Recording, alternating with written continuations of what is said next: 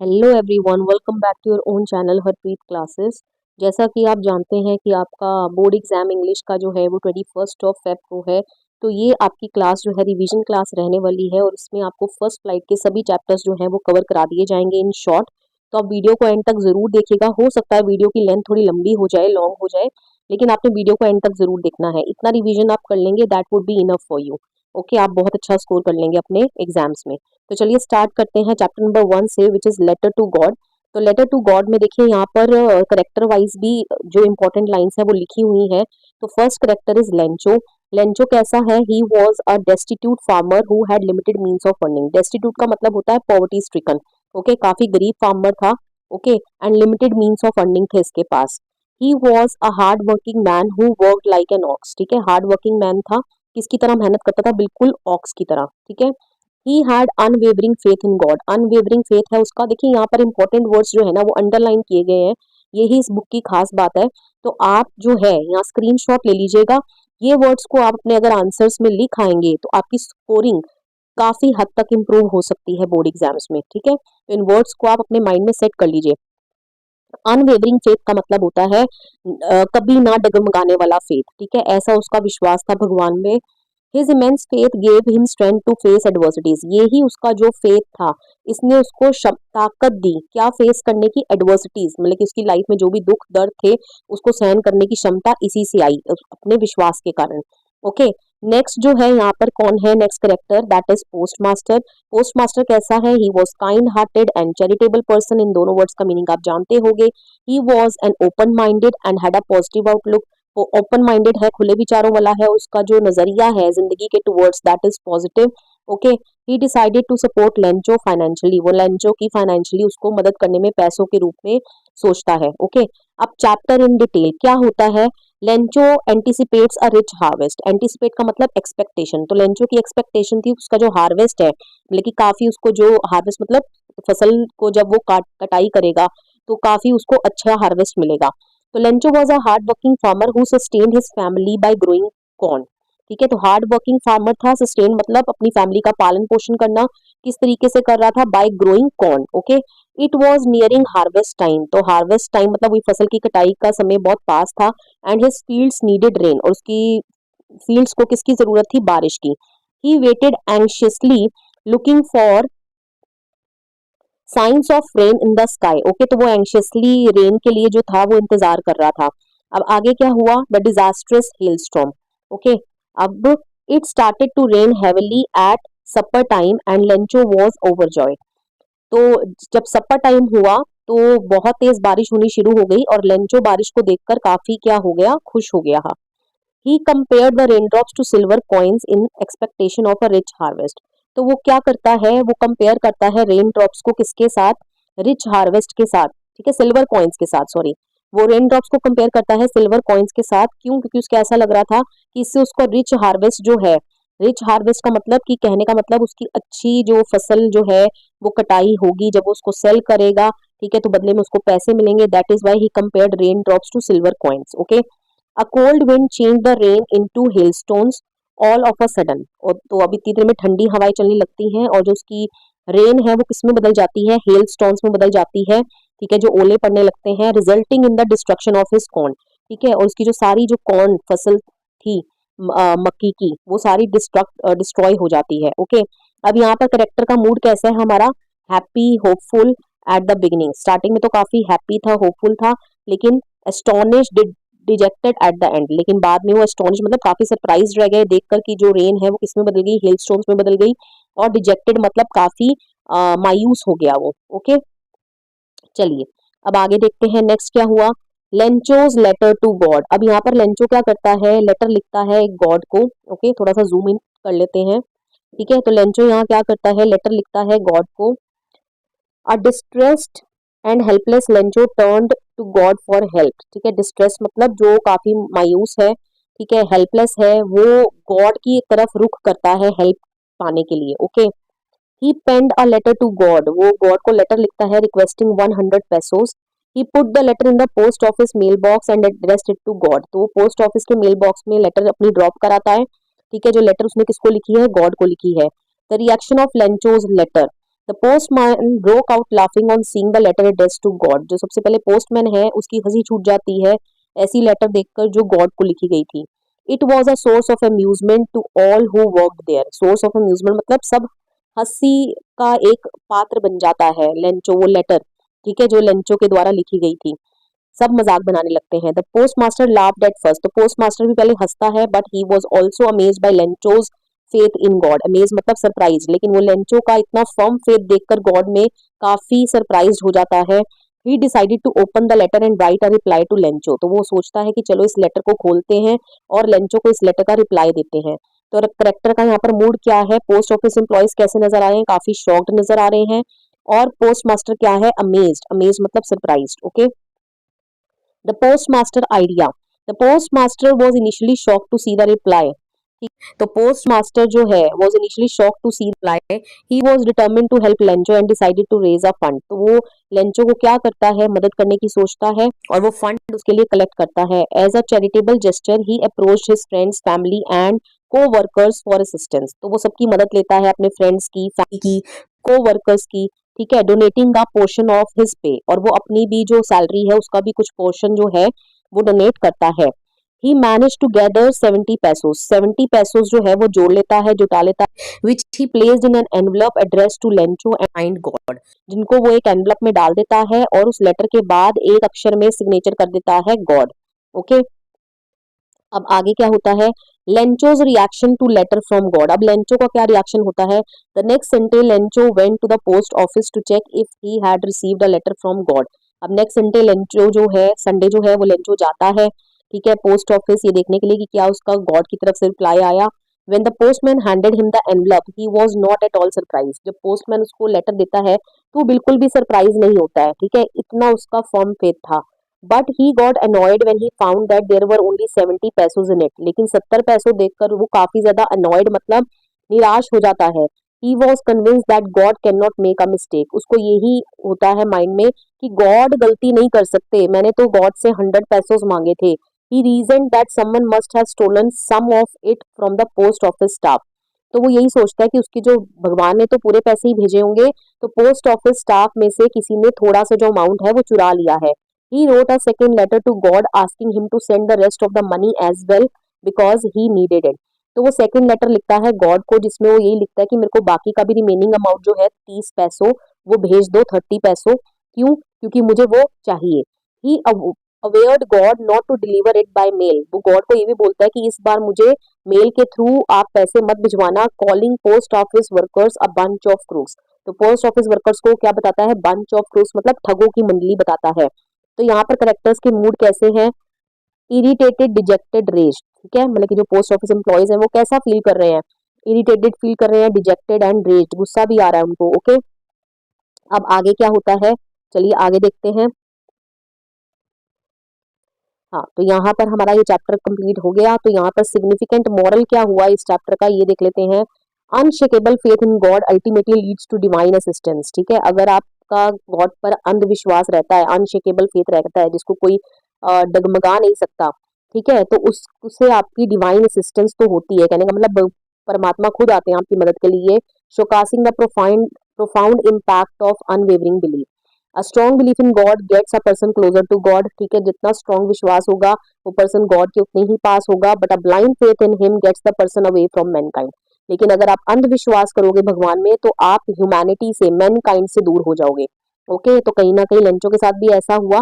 वो ये फेल कर गया अंडरस्टैंड करने में कि भगवान खुद नहीं आ सकते हैं उसकी मदद करने के लिए, तो भगवान ने इंसानों से ही उसकी मदद करवाई है। ठीक है, लेकिन वो जिन लोगों ने उसकी मदद करी वो उन्हीं को ब्लेम कर देता है। Right, God is the biggest saviour of man in need. ठीक है, गॉड ही सबसे बड़े रक्षक होते हैं मैन के। But blind faith in God can make a man doubt the kindness and generosity of the people who help him in times of need.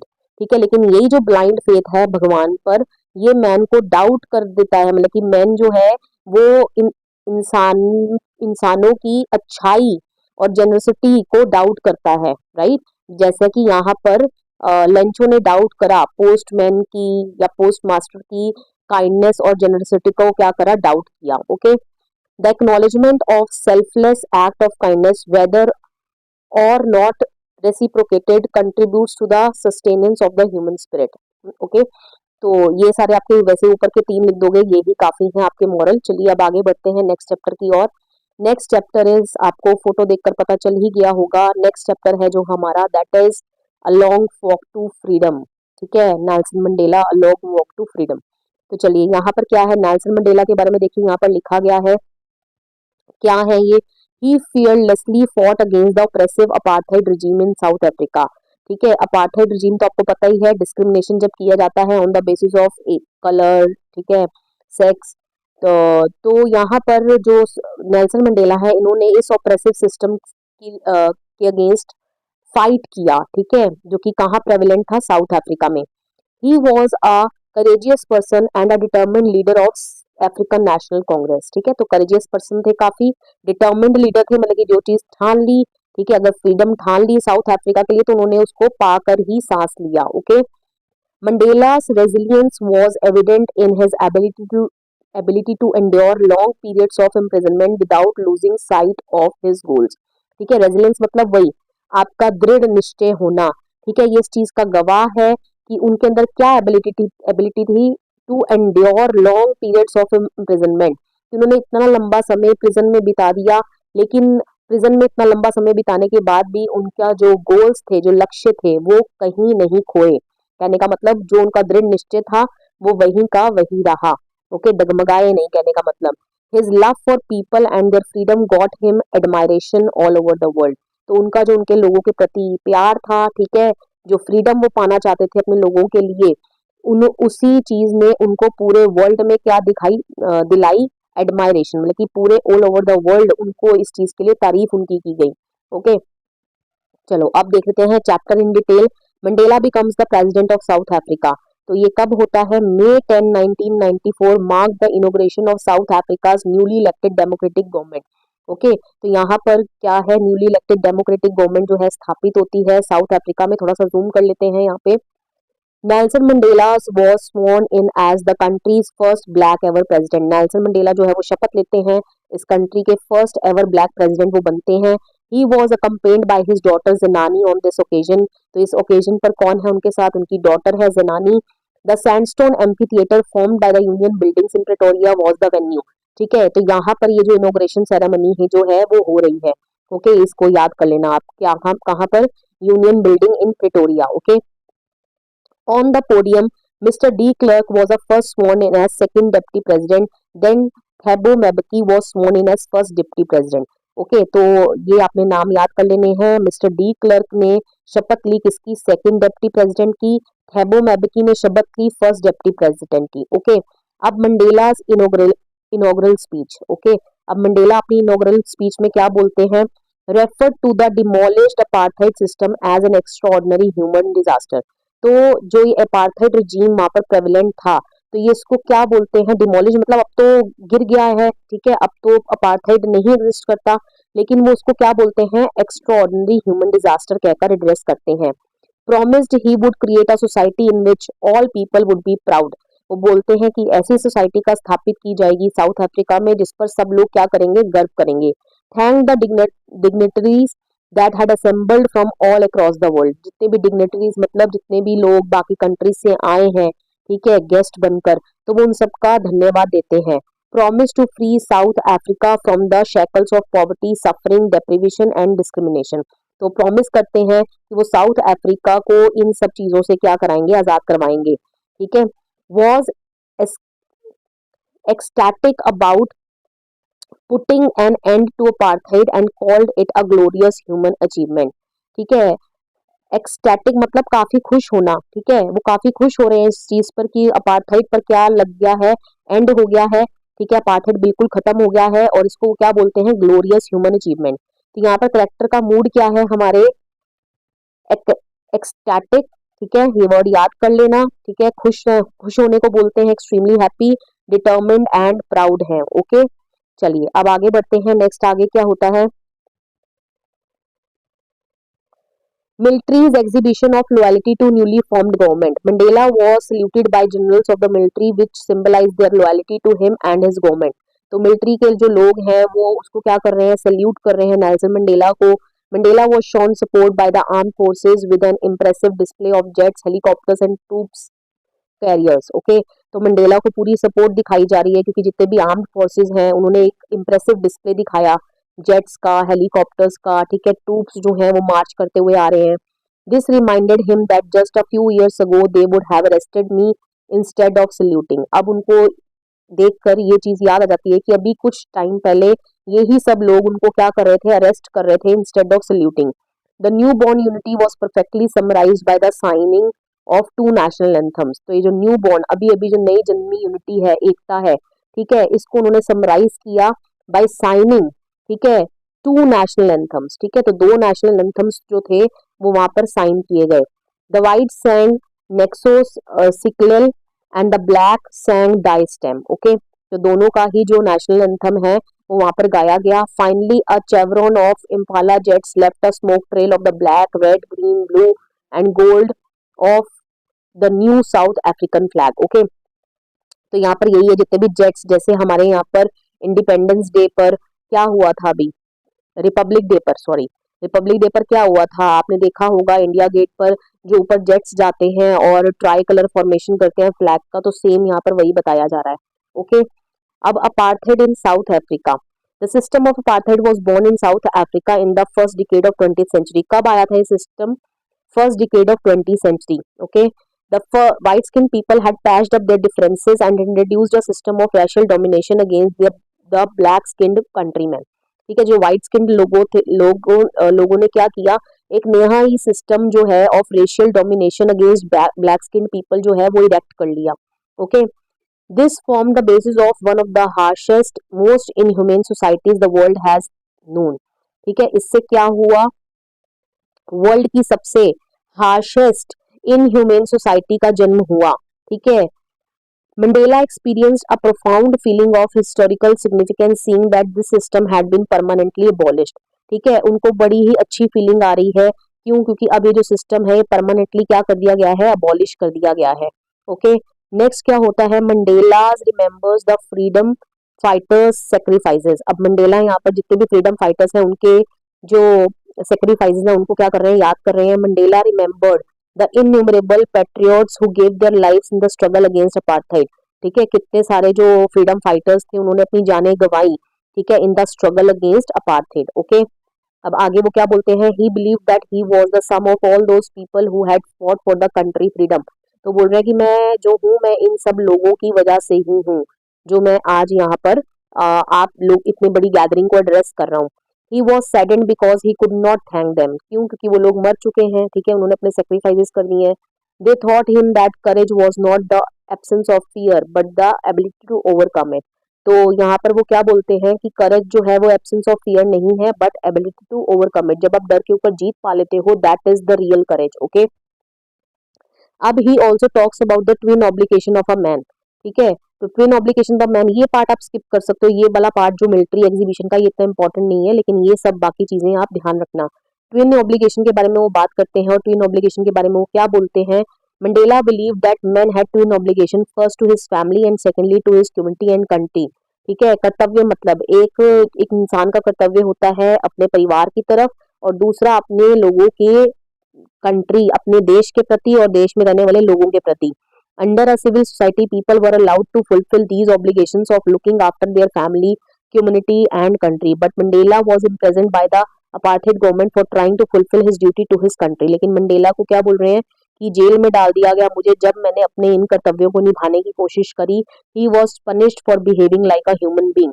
Okay, उनको इस चीज के लिए सजा दी गई। In trying to live for his people, he was prevented from being a father, a brother, a son and a husband। This line is very much important। ये आप लिख सकते हैं अपने एग्जाम में कि in trying to live for his people, मतलब कि ये जब उनका कर्तव्य निभाना चाह रहे थे अपने देश के लोगों के प्रति, तो कहीं ना कहीं उनको ये इन सब चीजों से वंचित कर दिया गया, डिप्राइव कर दिया गया। मतलब कि वो फादर का रोल नहीं निभा पा रहे, ब्रदर का नहीं निभा पा रहे, सन का नहीं निभा पा रहे और हस्बैंड का नहीं निभा पा रहे। Next, Mandela's quest for freedom। On growing up, he realized that he was born free, but his freedom as a citizen and human being had been taken away from him। तो जब वो बड़े हुए तो उनको इस चीज का रियलाइजेशन हुआ कि पैदा तो वो फ्री हुए थे, बॉर्न फ्री, बट ये जो फ्रीडम है as a citizen and human being, ये उनसे छीन ली गई है। He transformed from a shy and timid young man into a bold and courageous revolutionary. तो पहले वो क्या थे, शाय थे, टिमिड यंग मैन थे, लेकिन बाद में वो किसमें चेंज हो गए, बोल्ड एंड करेजियस रेवोल्यूशनरी में बदल गए। ओके, अब आगे क्या वो कहते हैं, the revolution dawned on him that the oppressed and oppressor are alike robbed of their humanity। तो ये जो उन्होंने रेवोल्यूशनरी जो बने, इससे उनको एक चीज का एहसास हुआ कि जो ओप्रेस्ड है, ओप्रेस्ड मतलब जिसके ऊपर अत्याचार किया जाता है, और ओप्रेसर मतलब जो अत्याचार करता है, दोनों ही एक जैसे हैं, दोनों के अंदर ही इंसानियत नहीं है। While the oppressed are tortured physically, oppressed को तो टॉर्चर किया जा रहा है, the oppressor is mentally tortured by his hatred. ठीक है, और ओप्रेसर को के ऊपर भी टॉर्चर हो रहा है, उसके ऊपर कौन हावी है, हेट्रेड, नफरत। ओके, जिसके चलते वो ये सब कुछ कर रहा है। Next he came to the conclusion that apartheid had to be done away with to free them both. ठीक है, तो उन्होंने वो इस कंक्लूजन पर पहुंचे कि अपार्थाइड रिजीम को पूरे तरीके से क्या कर देना पड़ेगा, जड़ से उखाड़ देना पड़ेगा, दोनों को फ्री करने के लिए, ओप्रेसर को भी और ओप्रेस्ड को भी। ओके, तो चलिए आगे देखते हैं। यहाँ पर आपका चैप्टर कंप्लीट हो गया। सिग्निफिकेंट मॉरल्स की बात कर लेते हैं। क्या मॉरल यहाँ पर बताया जा रहा है, man should be an apostle of love. He should understand that love comes more naturally to human beings than hatred. Okay, वही कि मैन जो है लव का क्या है, एक पुतला है, ठीक है, मतलब कि प्यार की भाषा समझता है। ओके, और लव जो है it comes naturally to human beings then hatred. Love and compassion are inherent and intrinsic to human nature. Intrinsic मतलब जो उसके अंदर से ही पाई जाती है। Okay, whereas hatred is learned behaviour. Hatred को तो सीखना पड़ता है। One's superiority or worth is not determined by their race, rather it is defined by the qualities such as honesty, kindness, generosity and dedication. Okay, I hope so समझ आ ही गया आपको, आ गया होगा कि किसी भी इंसान की जो superiority होती है, जो वर्थ होती है, कीमत होती है, उसको रेस से नहीं डिटरमाइन किया जा सकता। ठीक है, rather than किसी इंसान की कीमत किससे पता चलती है कि वो कितना अच्छा इंसान है, उसके अंदर कितनी काइंडनेस है, जेनरोसिटी और डेडिकेशन है। ओके, इतना ही काफी है। बाकी 2 पॉइंट्स और लिखे हुए हैं, आप इनको रीड कर सकते हैं। राइट, चलिए बढ़ते हैं नेक्स्ट चैप्टर की ओर। नेक्स्ट चैप्टर है हमारा first flight. Okay, first flight में किसकी बात की गई है, आपको पता है 2 पार्ट्स में है चैप्टर। तो फर्स्ट है इसमें यंग सीगुल की बात कर रहे हैं हम। ओके, तो ये यंग सीगुल कैसा है, he was shy little seabird. ठीक है, छोटा सा लिटिल सीबर्ड है, too afraid to take off over the cliff. ठीक है, क्लिफ मतलब जो चोटी, जिस चोटी के ऊपर ये बैठा है, तो ये वहां से टेक ऑफ मतलब उड़ नहीं पा रहा है, काफी डर रहा है। Okay, after a lot of unsuccessful attempts in fear he finally achieved victory in conquering his fear and taking his free flight down the Cliff. Okay, तब यही है कि काफी अनसक्सेसफुल रहता है स्टार्टिंग में, ऐसा नहीं है, कोशिश नहीं करता उड़ने की कोशिश करता है। फाइनली ये विक्टोरियस साबित होता है, विक्टोरियस टर्न मतलब कि finally he turned out to be victorious, आप इस तरीके से लिख सकते हैं। ठीक है, अपने डर के ऊपर जीत पा लेता है। ठीक है, और एक हिस्ट्री स्थापित करता है। ठीक है, मतलब कि कहने का मतलब जब वो क्लिफ से उड़ जाता है। He was N obstinate little bird who did not even want to try flying even after his family's several trials। ठीक है, obstinate का मतलब जिद्दी होता है। ठीक है, obstinate little bird है जो अपने फैमिली के बार बार बोलने के बाद भी ट्राई करने की कोशिश नहीं कर रहा था कि मैं उड़ जाऊं। They were very supportive. अब पेरेंट्स ऑफ सीगुल कैसे हैं, they were very supportive throughout his attempts to fly. काफी सपोर्ट करा उन्होंने उसको। They adopted all means to make him fly but in vain. काफी सारे उन्होंने पैंतरे आजमा लिए। ठीक है, उसको थ्रेटन भी किया, लेकिन बट ऑल इन वेन मतलब कि कुछ भी फ्रूटफुल साबित नहीं हुआ। Finally his mother was the one who tricked him into flying. लेकिन फाइनली किसके एफर्ट से वो फ्लाई कर पाया, अपनी मदर के एफर्ट से। ठीक है, जिसने उनको एक जाल में फंसा लिया, मतलब कि ट्रिक करा, बेवकूफ बनाया। वो कैसे, अब हम चैप्टर पढ़ेंगे डिटेल में, तो उसमें वो आ जाएगा। ओके, तो अब देखते हैं यहाँ पर सबसे पहले क्या होता है। The young seagull is afraid to fly. His siblings had taken their first flight the day before, but the baby seagull was too afraid to attempt it.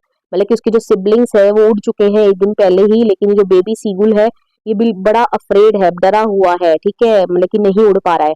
He was left alone on the cliff's edge and was afraid to fly down. वो Cliff की as per मतलब किनारे पर बिल्कुल अकेले बैठा हुआ है। ठीक है, और डर रहा है उड़ने से।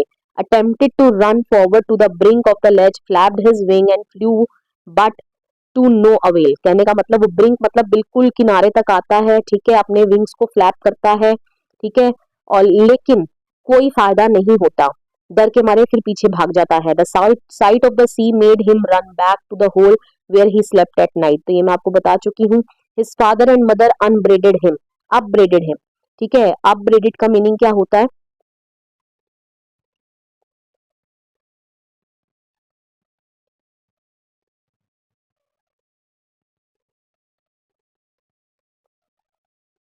चलिए स्टार्ट करते हैं, बीच में ब्रेक ले लिया था मैंने, ठीक है। अपब्रेडेड का मतलब क्या होता है? रिब्यूक करना, ठीक है। तो उसके फादर जो मदर है उसको क्या करते हैं? स्कोल्ड करते हैं, रिब्यूक करते हैं, रिप्रीमेंड करते हैं, कुछ भी लिख सकते हैं। And threaten to let him starve unless he learn to fly, उसको धमकी देते हैं कि तुम्हें यही भूखे मरना पड़ेगा जब तक तुम उड़ नहीं लेते, okay. His parents give up on him, 24 hours had gone by since his family had left him alone there, मतलब कि 24 घंटे हो चुके हैं उसको उस लेज पर अकेले छोड़े हुए, okay. He watched as his parents flew with his siblings teaching them how to skim the waves and dive for fish, ठीक है। तो वो वहीं पर चोटी पर बैठे बैठे देख रहा है कि उसके पेरेंट्स जो हैं उसके सिबलिंग्स को, बहन भाइयों को सिखा रहे हैं कि किस तरीके से स्किम करना है वेव्स को, कहने का मतलब वेव्स के ऊपर से, लहरों के ऊपर से किस तरीके से उड़कर निकल जाना है, डाइव करना है, फिश को किस तरीके से पकड़ना है। He watched his older brother catch his first herring, herring का मतलब होता है फिश, ठीक है। उसने देखा कि कैसे उसके भाई ने क्या पकड़ी, अपनी पहली मछली जो है पकड़ी, डिवोर इट मतलब उसको पूरा एंजॉय कर रहा है, एज हिज पेरेंट्स कैकल्ड प्राउडली, और उसके पेरेंट्स क्या कर रहे हैं? उसको प्रेज कर रहे हैं आवाज निकाल कर, okay. His whole family had gathered on a plateau opposite him, उसकी सारी जो फैमिली है उसके जो प्लेट्यू, एक पठार के ऊपर, प्लेट्यू मतलब समझते हो ना, टेबल लैंड के ऊपर क्या होती है, गैदर हो जाती है, एंड वो टॉन्टिंग हिम फॉर हिज कवर्डाइज, और उसको उसकी कायरता के लिए क्या कर रही है? टॉन्ट कर रही है। आगे, द सीगल्स इनटॉलरेबल हंगर, अब क्या होता है नेक्स्ट यहाँ पे?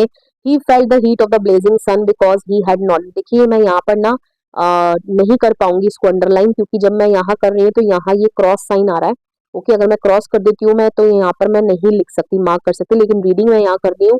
अब थ्रू आउट द वीडियो आप इस चीज का ध्यान रखिएगा, ओके। तो he felt heat of the blazing sun because he had not eaten since the previous night, तो उसको जो सन की जो किरणें हैं काफी गर्मी लग रही है उसको, क्योंकि उसने पिछली रात से कुछ नहीं खाया है। He stood at the brink of the ledge on one leg and pretended to be dozing in an attempt to catch his parents' attention. अब वो क्या करता है अपने पेरेंट्स की अटेंशन पाने के लिए, ब्रिंक मतलब बिल्कुल लेज के चोटी तक आकर ऐसे प्रिटेंड करने की कोशिश करता है जैसे कि वो गिरने वाला है नीचे, ठीक है। Only his mother noticed him as she tore at the fish that lay at her feet, सिर्फ उसकी जो मदर है वो ही उसको नोटिस करती है, और वो क्या कर रही है? उसके पैरों के पास एक फिश पड़ी है जिसको वो अपनी बीक से क्या कर रही है? टीयर कर रही है, मतलब कि खा रही है obviously. The sight of the food maddened him and he called out to her to bring him some food. अब वो फूड देखते ही वो क्या होता है? भूख के मारे तड़प उठता है, ठीक है। वो अपनी मदर को एक तरीके से आवाज लगा रहा है, उसको रिक्वेस्ट कर रहा है कि मेरे पास भी खाना लेकर आओ। His mother gave him a mocking scream return expressing her annoyance with him, और उसकी मदर जो है क्या कर रही है? तेज से चिल्ला रही है, ठीक है, और अपना गुस्सा प्रकट करने की कोशिश कर रही है, ओके। अब आगे क्या होता है? His mother tempts him with food, this role is very much important, यहाँ से क्वेश्चन आता है, इसको आप अच्छे से प्रिपेयर कर लेना। The seagull's mother flew towards him with a piece of fish in her mouth, ठीक है। सीगुल की मदर अपने माउथ में जो टुकड़ा लेकर फिश का उसके टुवर्ड्स उड़कर जाती है। He leaned out at the as of the cliff in anticipation for the food, anticipation मतलब एक्सपेक्टेशन, उसको ये उम्मीद है कि उसकी मदर जो है उसके लिए क्या लेकर आई है? खाना लेकर आई है, और वो क्लिफ की एज मतलब बिल्कुल किनारे तक आ जाता है। But she halted in the air just out of reach of the young seagull, ठीक है। लेकिन उसकी जो मदर है वो रुक जाती है, हॉल्टेड का मतलब होता है रुक जाना, ठहर जाती है, ठीक है। कहाँ पर? जब वो थोड़ी सी दूरी पर है, आउट ऑफ रीच है, आउट ऑफ रीच मतलब थोड़ी सी दूरी पर है, ऐसा नहीं है कि यंग सीगुल उसको एकदम से जो फिश का टुकड़ा है वो बड़ी आसानी से कैच कर लेगा, नहीं, थोड़ी सी दूरी पर है वो।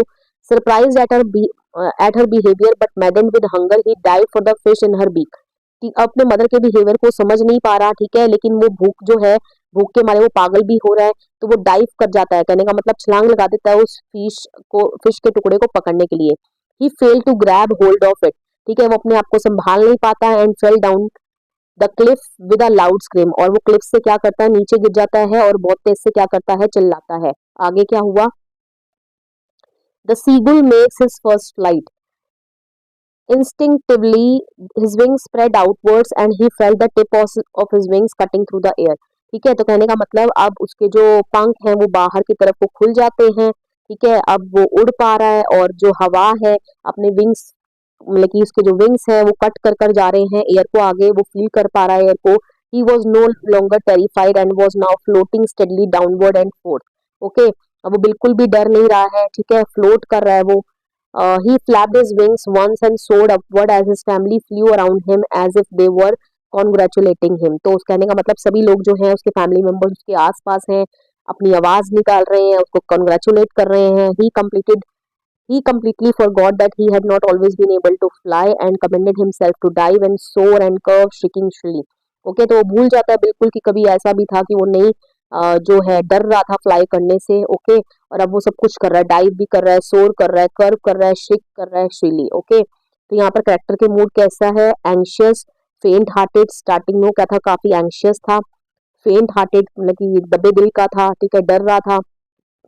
सीगुल अब पीसफुल हो गया एंड में। इलेटेड मतलब काफी खुश है। एग्जॉस्टेड क्यों? क्योंकि जो एक्टिविटी उसने परफॉर्म करी है, उड़ने की पहली बार करी है, तो काफी थक गया है। ओके, चलिए सेकेंड पार्ट की ओर बढ़ते हैं, that is the black aeroplane. Black aeroplane में क्या बताया गया है हमें? ब्लैक एरोप्लेन में ये जो पायलट है इसी की कहानी है। He was the pilot an Englishman who loved his family. इसको अपनी फैमिली से बहुत लगाव है। He had a good knowledge of flying. ठीक है, he was a brave man who took the risk of flying into the storm. Okay, ये storm के अंदर जो है अपने एरोप्लेन को ले जाता है फ्लाई करने के लिए। When he realized that he made an error of judgment about taking the risk, he did not lose hope and courage. जब इसको इस चीज का रियलाइजेशन होता है कि इसने गलती कर लिया, ठीक है, जो इसने रिस्क लिया, ठीक है, कि ये स्टॉर्मी क्लाउड्स के अंदर चला गया, लेकिन ये फिर भी अपनी उम्मीद जो है वो नहीं छोड़ता है। Okay, his strong will to survive created an illusion for him। ठीक है, इसकी जो इच्छा थी क्या सरवाइव करने की, जिंदा रहने की, उसने उसके क्या करा? Created an illusion for him where he saw a mysterious black aeroplane guiding him out of the storm. ठीक है, इल्यूजन मतलब उसको भ्रमित कर दिया कि उसको एक ऐसा मिस्टीरियस ब्लैक एरोप्लेन नजर आने लगा जिसने उसको गाइड करा out of the storm. And he was a humble man full of gratitude for his mysterious guide. तो ये काफी हम्बल था। ठीक है, जिस मिस्टीरियस गाइड ने उसकी मदद करी वो उसके प्रति काफी क्या था? ग्रेटिट्यूड फील कर रहा था। कहने का मतलब काफी थैंकफुल फील कर रहा था। ओके, अब चैप्टर इन डिटेल देख लेते हैं क्या हुआ चैप्टर में। यहाँ पर the pilot's flight to England. The narrator was flying back home to England over France in his old Dakota DS-088 aeroplane. तो जो नरेटर है इस चैप्टर का वो क्या कर रहा है? वो कहाँ जा रहा है? Flying back home to England. वो अपने घर जा रहा है वापस, जो जहाँ है इंग्लैंड। और कहाँ से होते हुए जा रहा है? Over France. ठीक है, किस पर फ्लाई कर रहा है? अपना वो एरोप्लेन फ्लाई कर रहा है ओल्ड डकोटा, जिसका नंबर है DS-088। Okay, He was happy to be traveling during the night with a clear sky and the moon shining। ठीक है, रात को वो ट्रैवल कर रहा है और काफी खुश है क्योंकि स्काई काफी साफ था, मून शाइन कर रहा था। He wanted to reach England by morning। सुबह तक वो इंग्लैंड पहुंचना चाहता था, just in time for a good English breakfast. ठीक है, चाहता था कि सुबह वो अपनी फैमिली के साथ जो है एक अच्छा खासा गुड इंग्लिश ब्रेकफास्ट जो है वो एंजॉय करे। Appearance of ominous black clouds. ठीक है, अब क्या होता है? He observed black storm clouds ahead of him and Paris was about 150 kilometers behind him। अब जब वो पेरिस को 150 किलोमीटर पीछे छोड़ आता है तो उसको अपने आगे ब्लैक स्टॉर्म क्लाउड्स, जो काले बादल जो हैं वो नजर आते हैं। ओके, अब आगे क्या हुआ? It was not possible to fly over them. उनके ऊपर से जाना तो पॉसिबल नहीं था। And he did not have enough fuel to fly around them. ठीक है, तो उनके अराउंड मतलब लॉन्ग कट भी वो लेकर नहीं जाना चाहता था क्योंकि उसके पास इतना फ्यूल नहीं था। He made the decision to fly through the storm despite the risk since he really wanted to be home for breakfast. Okay, तो वो क्या करता है? एक रिस्की डिसीजन लेता है कि वो उन स्टॉर्मी क्लाउड्स के अंदर से होकर जाएगा। Okay, clear? The pilot's error of judgment. Inside the clouds, everything was black and it was impossible to see anything। ठीक है, जैसे ही वो उन बादलों के अंदर गया सब कुछ काला हो गया और कुछ भी वो देख नहीं पा रहा था। The plane began to hop and tremble. ठीक है, प्लेन जो है वो क्या कर रहा है? बैलेंस मेंटेन नहीं कर पा रहा। ठीक है, ट्रेम्बल कर रहा है, शेक कर रहा है बादलों के अंदर। And his compass and other equipment abruptly stopped working. ठीक है, उसके जो सारे इक्विपमेंट्स है वो काम करना बंद कर देते हैं। When he attempted to reach the control room, his radio went dead as well। ठीक है, तो कंट्रोल रूम से कॉन्टैक्ट एस्टेब्लिश करने की कोशिश करता है लेकिन उसका रेडियो भी जो है वो भी डेड हो जाता है। अब आगे the mysterious black aeroplane, the narrator was lost in the storm when the black aeroplane appeared next to him suddenly. ठीक है, अब वो पूरे उन बादलों में क्या हो चुका है, खो चुका है, जब उसको अपने साथ क्या नजर आता है, एक मिस्टीरियस रहस्यमय ब्लैक एरोप्लेन जो है वो नजर आता है। उस पर जो विंग्स पर कोई लाइट्स नहीं है, but the narrator could see that the other pilot's face was turned towards him। लेकिन वो देख पा रहा है कि जो उस ब्लैक एरोप्लेन में पायलट बैठा है वो उसकी तरफ अपना चेहरा किए हुए है। Okay, the other pilot waved his hand and asked the narrator to follow him. जो दूसरा पायलट है वो अपना हाथ हिलाता है और नरेटर को बोलता है कि मेरे पीछे पीछे चलो। ओके, अब आगे क्या हुआ, the pilot follows the black aeroplane, the narrator was very happy to have found company in the storm and follow the black aeroplane. अब वो उस ब्लैक एरोप्लेन को क्या करने लगता है, फॉलो करने लगता है। द ब्लैक एरोप्लेन रिमेन्स, नहीं अभी यहाँ पर है हम, after half an hour there was only enough fuel left in his plane to fly for another 5 to 10 minutes. अब आधे घंटे से वो उसको फॉलो करते जा रहा है और अब सिर्फ इतना सा फ्यूल रह गया है कि सिर्फ वो बाकी के और 5-10 मिनट ही फ्लाई कर सकता है। Suddenly the black aeroplane nosed down and on following it the narrator came out of the storm and saw the lights of the runway down below. ठीक है, अब कुछ ही देर में ब्लैक एरोप्लेन क्या करता है, नोज डाउन मतलब नीचे की तरफ को लैंड करने लगता है। तो हमारा जो नरेटर है वो भी उसको फॉलो करता है और वो क्या देखता है कि उसको रनवे की लाइट्स जो है वो नजर आती हैं, कहने का मतलब वो सेफली लैंड कर जाता है। The black aeroplane remains a mystery when the narrator turned around to look for the black aeroplane it was nowhere to be scene.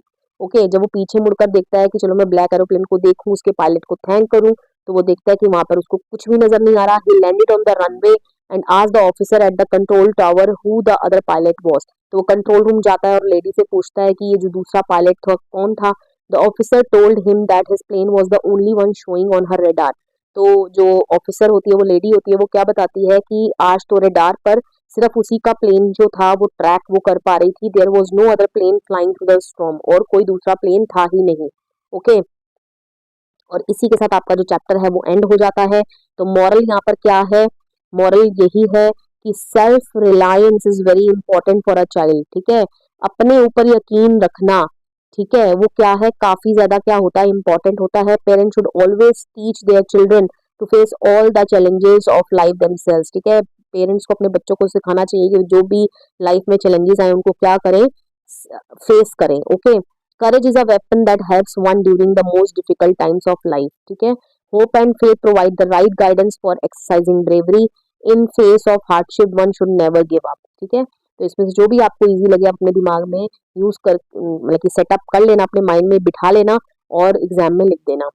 चलिए बढ़ते हैं नेक्स्ट चैप्टर की ओर। The next chapter is Anne Frank. Right, थोड़ा सा break ले लेती हूँ मैं, तो आप वीडियो पर बने रहिएगा। स्टार्ट करते हैं आगे हमारे चैप्टर को। एनी फ्रैंक जो हमारा चैप्टर है, okay, the diary of young girl. तो यहाँ पर क्या है, सबसे पहले एनी फ्रैंक के बारे में बताया गया है। कैसी है ये, she was an intelligent girl who assessed people correctly. काफी इंटेलिजेंट है, ठीक है, लोगों के बारे में इसका सही अनुमान रहता है। असेस करने का मतलब हम जब किसी को असेस करते हैं ना, जो आपका असेसमेंट होता है, आप जब दूसरों लोगों का टेस्ट लेते हो, ठीक है, तो ये काफी हद तक करेक्ट होती है। She had a great sense of humour. She considered her family to be an important part of her identity. अपनी फैमिली को ही अपनी आइडेंटिटी का एक बहुत इंपॉर्टेंट पार्ट मानती है। Her essays and diary writing entries demonstrate her expressive personality. तो जो वो डायरी लिखती है, एसेज लिखती है, इससे उसकी जो एक्सप्रेसिव पर्सनालिटी है उसका वो प्रदर्शन देती है। He was an ideal teacher. Okay, ये मिस्टर कैसिंग के बारे में है। अब यहाँ पर आगे देख लेते हैं। Although she was a chatter box she had trouble कन्फाइडिंग in people. ठीक है, एक बहुत बड़ी चैटर बॉक्स है, बात होनी है, लेकिन कन्फाइडिंग मतलब दूसरों पर ट्रस्ट करना, लेकिन वो बहुत इजीली दूसरों पर ट्रस्ट नहीं कर पाती है। ओके, अब बढ़ते हैं आगे मिस्टर कैसिंग की और। ये कैसे हैं, he was an ideal teacher who appears stern but was good at heart. Okay, ये हार्ट लिखा हुआ है। ओके, तो ये काफी एक आइडल टीचर है, लेकिन काफी स्टर्न है। स्टर्न मतलब स्ट्रिक्ट है, लेकिन दिल के काफी साफ है। Okay, he was a genuine and warm person who took Annie's jokes very sportingly. Okay, तो ये काफी जेन्युइन है, वार्म पर्सन है, मतलब काइंड। ओके, एनी के जोक को बड़े अच्छे ढंग से स्पोर्टिंगली लेते हैं कि एनी क्या कहना चाह रही है। ठीक है, he believed in giving silly creative essays to write as punishment। Okay, तो क्या देते हैं, क्रिएटिव एसेस देते हैं लिखने के लिए as a punishment. Though he appreciated Anne's creative writings he thought she should lead a disciplined life. Okay. तो वो एनी ने जितने भी क्रिएटिव राइटिंग्स लिखे वो उसको अप्रिशिएट करते हैं, ठीक है, लेकिन वो चाहते हैं कि वो एक डिसिप्लिन्ड लाइफ जो है वो जिए। ओके। अब देखते हैं chapter in detail. Chapter in detail में आपका फर्स्ट पार्ट आता है, Anne decides to write a diary. Anne started writing a diary because she did not have a real friend to share her thoughts with. Okay. तो Anne जो है वो diary लिखनी शुरू करती है, क्यों? क्योंकि उसका कोई सच्चा दोस्त नहीं है, ठीक है, जिससे वो अपने जो थॉट्स है उसको शेयर कर पाए।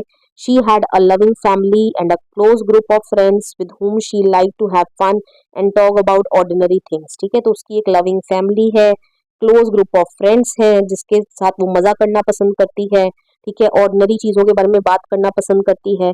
But she could not open up to them about anything except the most ordinary things. लेकिन वो उन लोगों से हर एक चीज के बारे में बात नहीं कर सकती जो भी उसके दिल में है।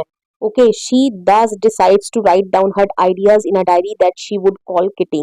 ओके। तो वो डिसाइड करती है कि वो अपने सारे आइडियाज को एक डायरी में लिखेगी जिसको वो क्या नाम देगी? किटी नाम देगी। Okay. A brief sketch of her family. Anne's father married her mother Edith Hollander Frank when he was 36 and she was 25। तो उसके फादर मदर की एज दी गई है जब उसके father mother got married. Okay. Anne was 3 year younger than her older sister Margot. वो अपनी बड़ी बहन से 3 साल छोटी थी। But both the sisters were sent to live with their grandmother in Aachen when their parents move to Holland in 1933। दोनों ही बहनों को उनकी ग्रैंड मदर के पास रहने के लिए भेज दिया गया एचन में जब उनके पेरेंट्स जो है हॉलैंड शिफ्ट हो गए 1933 में। ओके। अब आगे क्या होता है? Anne and Margot move to Holland a few months later and she started schooling there. तो एनी और मार्गोट भी हॉलैंड चले जाते हैं कुछ ही महीनों के बाद और वहां अपनी स्कूलिंग स्टार्ट कर देते हैं। Anne's grand mother fell ill in 1941 and died the next year. Anne की ग्रैंड मदर 1941 में बीमार जाती है और अगले साल जो है वो मर भी जाती है। Any still missed her and thought about her often. Any को अपनी ग्रैंड मदर से बहुत प्यार है, वो उनके बारे में सोचती है और अक्सर उन्हें मिस करती है। Okay. Anne at school. She did her nursery at Montessori school. Montessori school में अपनी नर्सरी करती है and started with first form when she was 6। First form मतलब वो फर्स्ट क्लास में जब वो जाती है तब वो 6 साल की होती है। The head mistress Mrs cuprous was her class teacher in the sixth form. तो सिक्स्थ फॉर्म में सीधा 6 स्टैंडर्ड की बात कर दी गई है यहाँ पे। तब उनकी जो हेड मिस्ट्रेस थी उनका क्या नाम था? मिसेस क्यूपरस नाम था। When they said good by two one another at the end of the year Mrs cuprous and any were both in tears. तो कहने का मतलब इससे ये पता चल रहा है कि वो अपनी हेड मिस्ट्रेस जो मिसेस क्यूपरस है उनसे कितनी ज्यादा अटैच्ड फील कर रही थी कि दोनों की आंखों में आंसू थे। Okay. Anne and her classmates awaited results on who would be promoted to the next class and this had got the class quacking in its boots. Okay. अब एनी जो है उसके क्लासमेट्स जो हैं वो रिजल्ट का इंतजार कर रहे हैं जिसके कारण जो है वो आपस में मतलब कि उनकी डिस्कशन चल रही है कि कौन बच्चा जो है वो अगली क्लास में प्रमोट हो जाएगा, कौन पीछे रह जाएगा। Half of the students including the 2 boys who sat behind her had made bets on who would और हु वुड नॉट पास। ठीक है, आधे से ज्यादा बच्चे और जो 2 लड़के उसके पीछे बैठे हैं वो शर्त लगा रहे हैं आपस में कि कौन पास होगा कौन पास नहीं होगा। देयर एंडलेस बिकरिंग, बिकरिंग मतलब जो वो नॉइज क्रिएट कर रहे हैं, बातें कर रहे हैं आपस में, use to make Anne and her friend laugh. ठीक है, तो उनकी बातें सुनकर एनी और उसकी दोस्त जो है वो हंस रहे हैं and also be a cause of annoyance. ठीक है, और काफी ज्यादा नॉइड भी हो रहे हैं कि इतनी बातें क्यों कर रहे हैं। Okay. Anne and Mr Keesing. Anne's maths teacher Mr Keesing caught her talking during the class. Anne के मैथ्स टीचर जो थे उसको पकड़ लेते हैं, क्लास में बातें कर रही थी वो।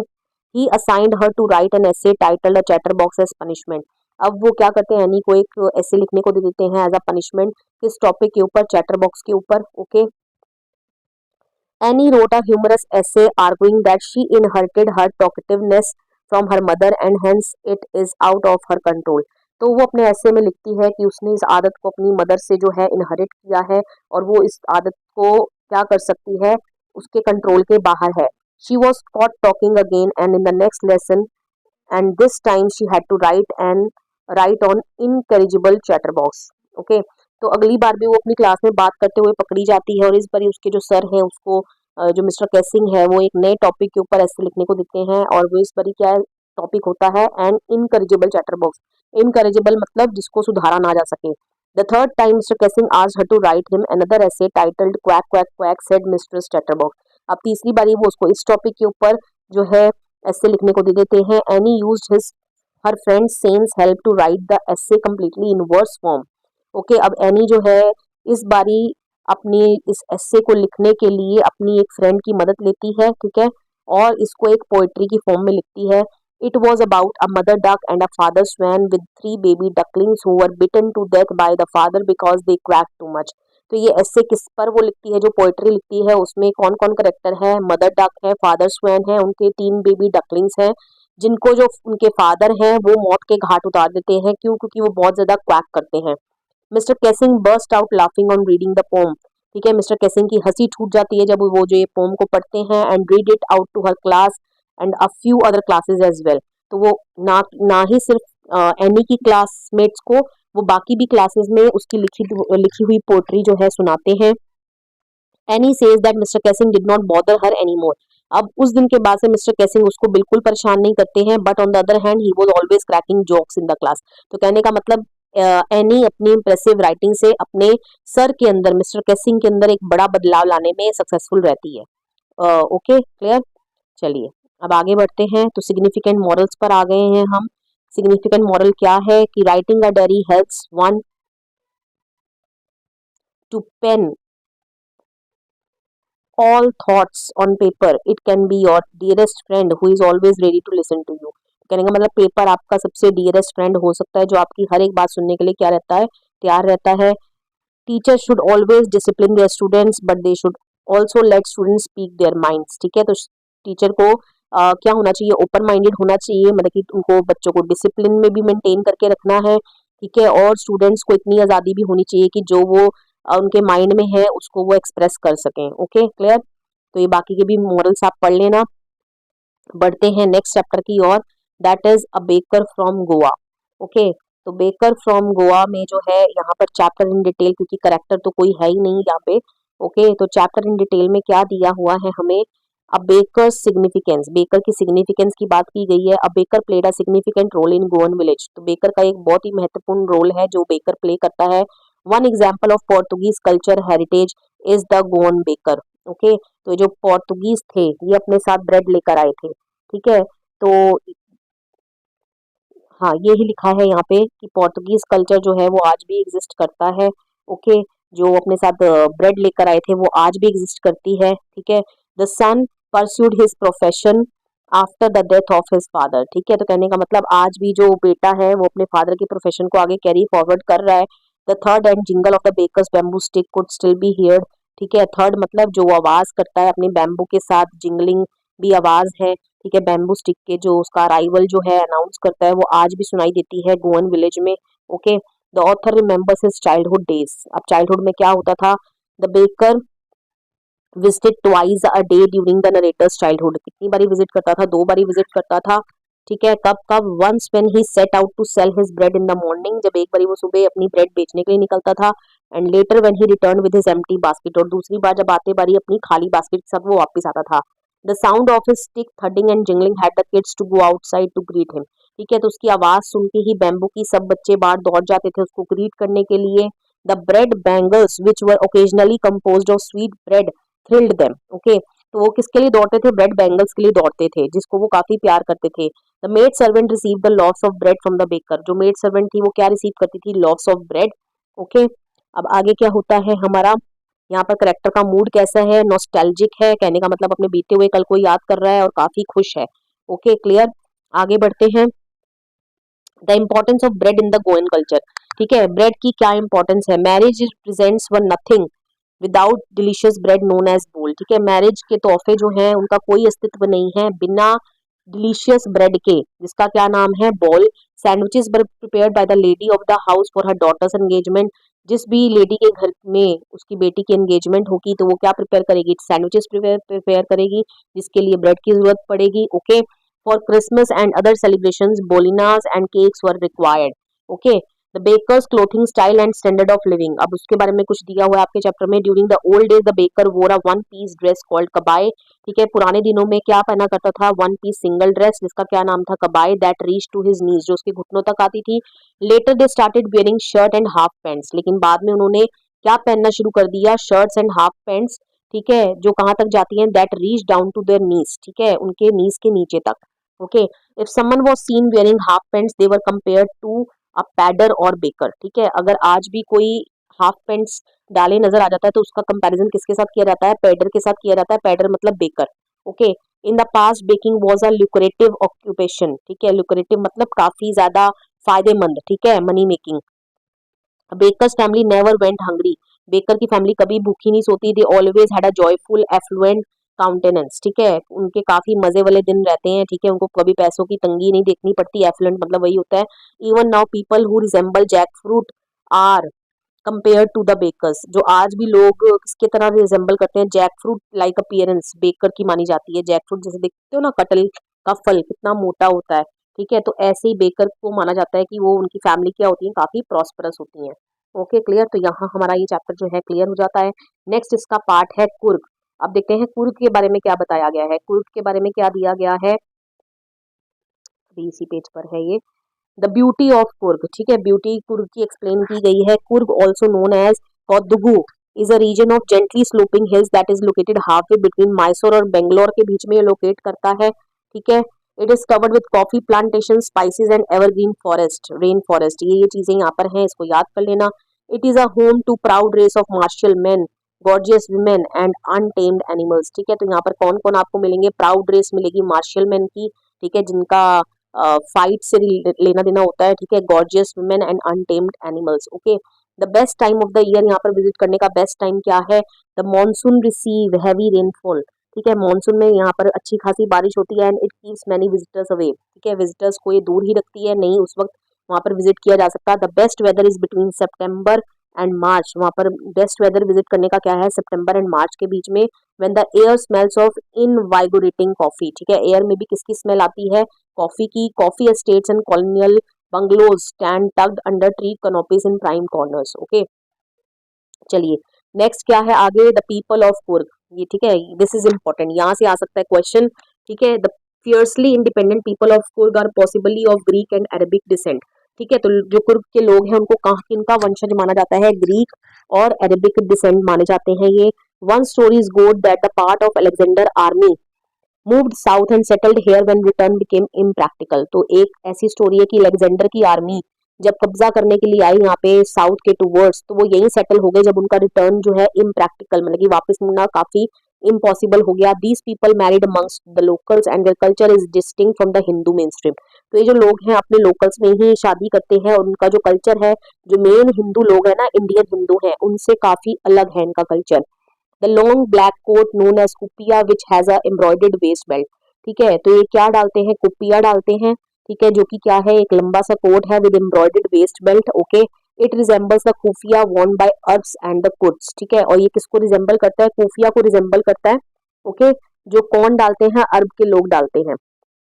The culture of Coorg, Coorg के कल्चर के बारे में लिखा गया है, यहाँ पे क्या कल्चर लिखा गया है, Coorgi homes have a tradition of hospitality and the people recount tales of valour related to their sons and fathers, ठीक है, इनका कल्चर कैसा है, हॉस्पिटैलिटी मतलब मेहमान नवाजी में ये बिलीव करते हैं, ठीक है, इनके पास न्यूमरस टेल्स हैं रिलेटेड टू वैलर, बहादुरी, ठीक है, किस्से हैं इनको सुनाने के लिए अपने विजिटर्स को। Okay, the Coorg regiment is one of the most decorated in the Indian army, ठीक है, सबसे ज्यादा जो डेकोरेटेड है, कहने का मतलब सबसे ज्यादा अवार्ड्स वगैरह, मेडल्स वगैरह इन्हीं को मिले हैं, अच्छा प्रदर्शन रहा है इनका बैटल्स में।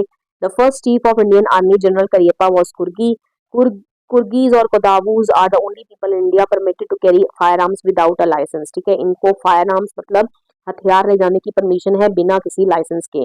Surrounding terrain, flora and fauna के बारे में भी दिया गया है। The river Kaveri obtains it's water from hills and forest of Coorg, ठीक है, कावेरी रिवर को पानी मिलता है, ठीक है, हिल्स से।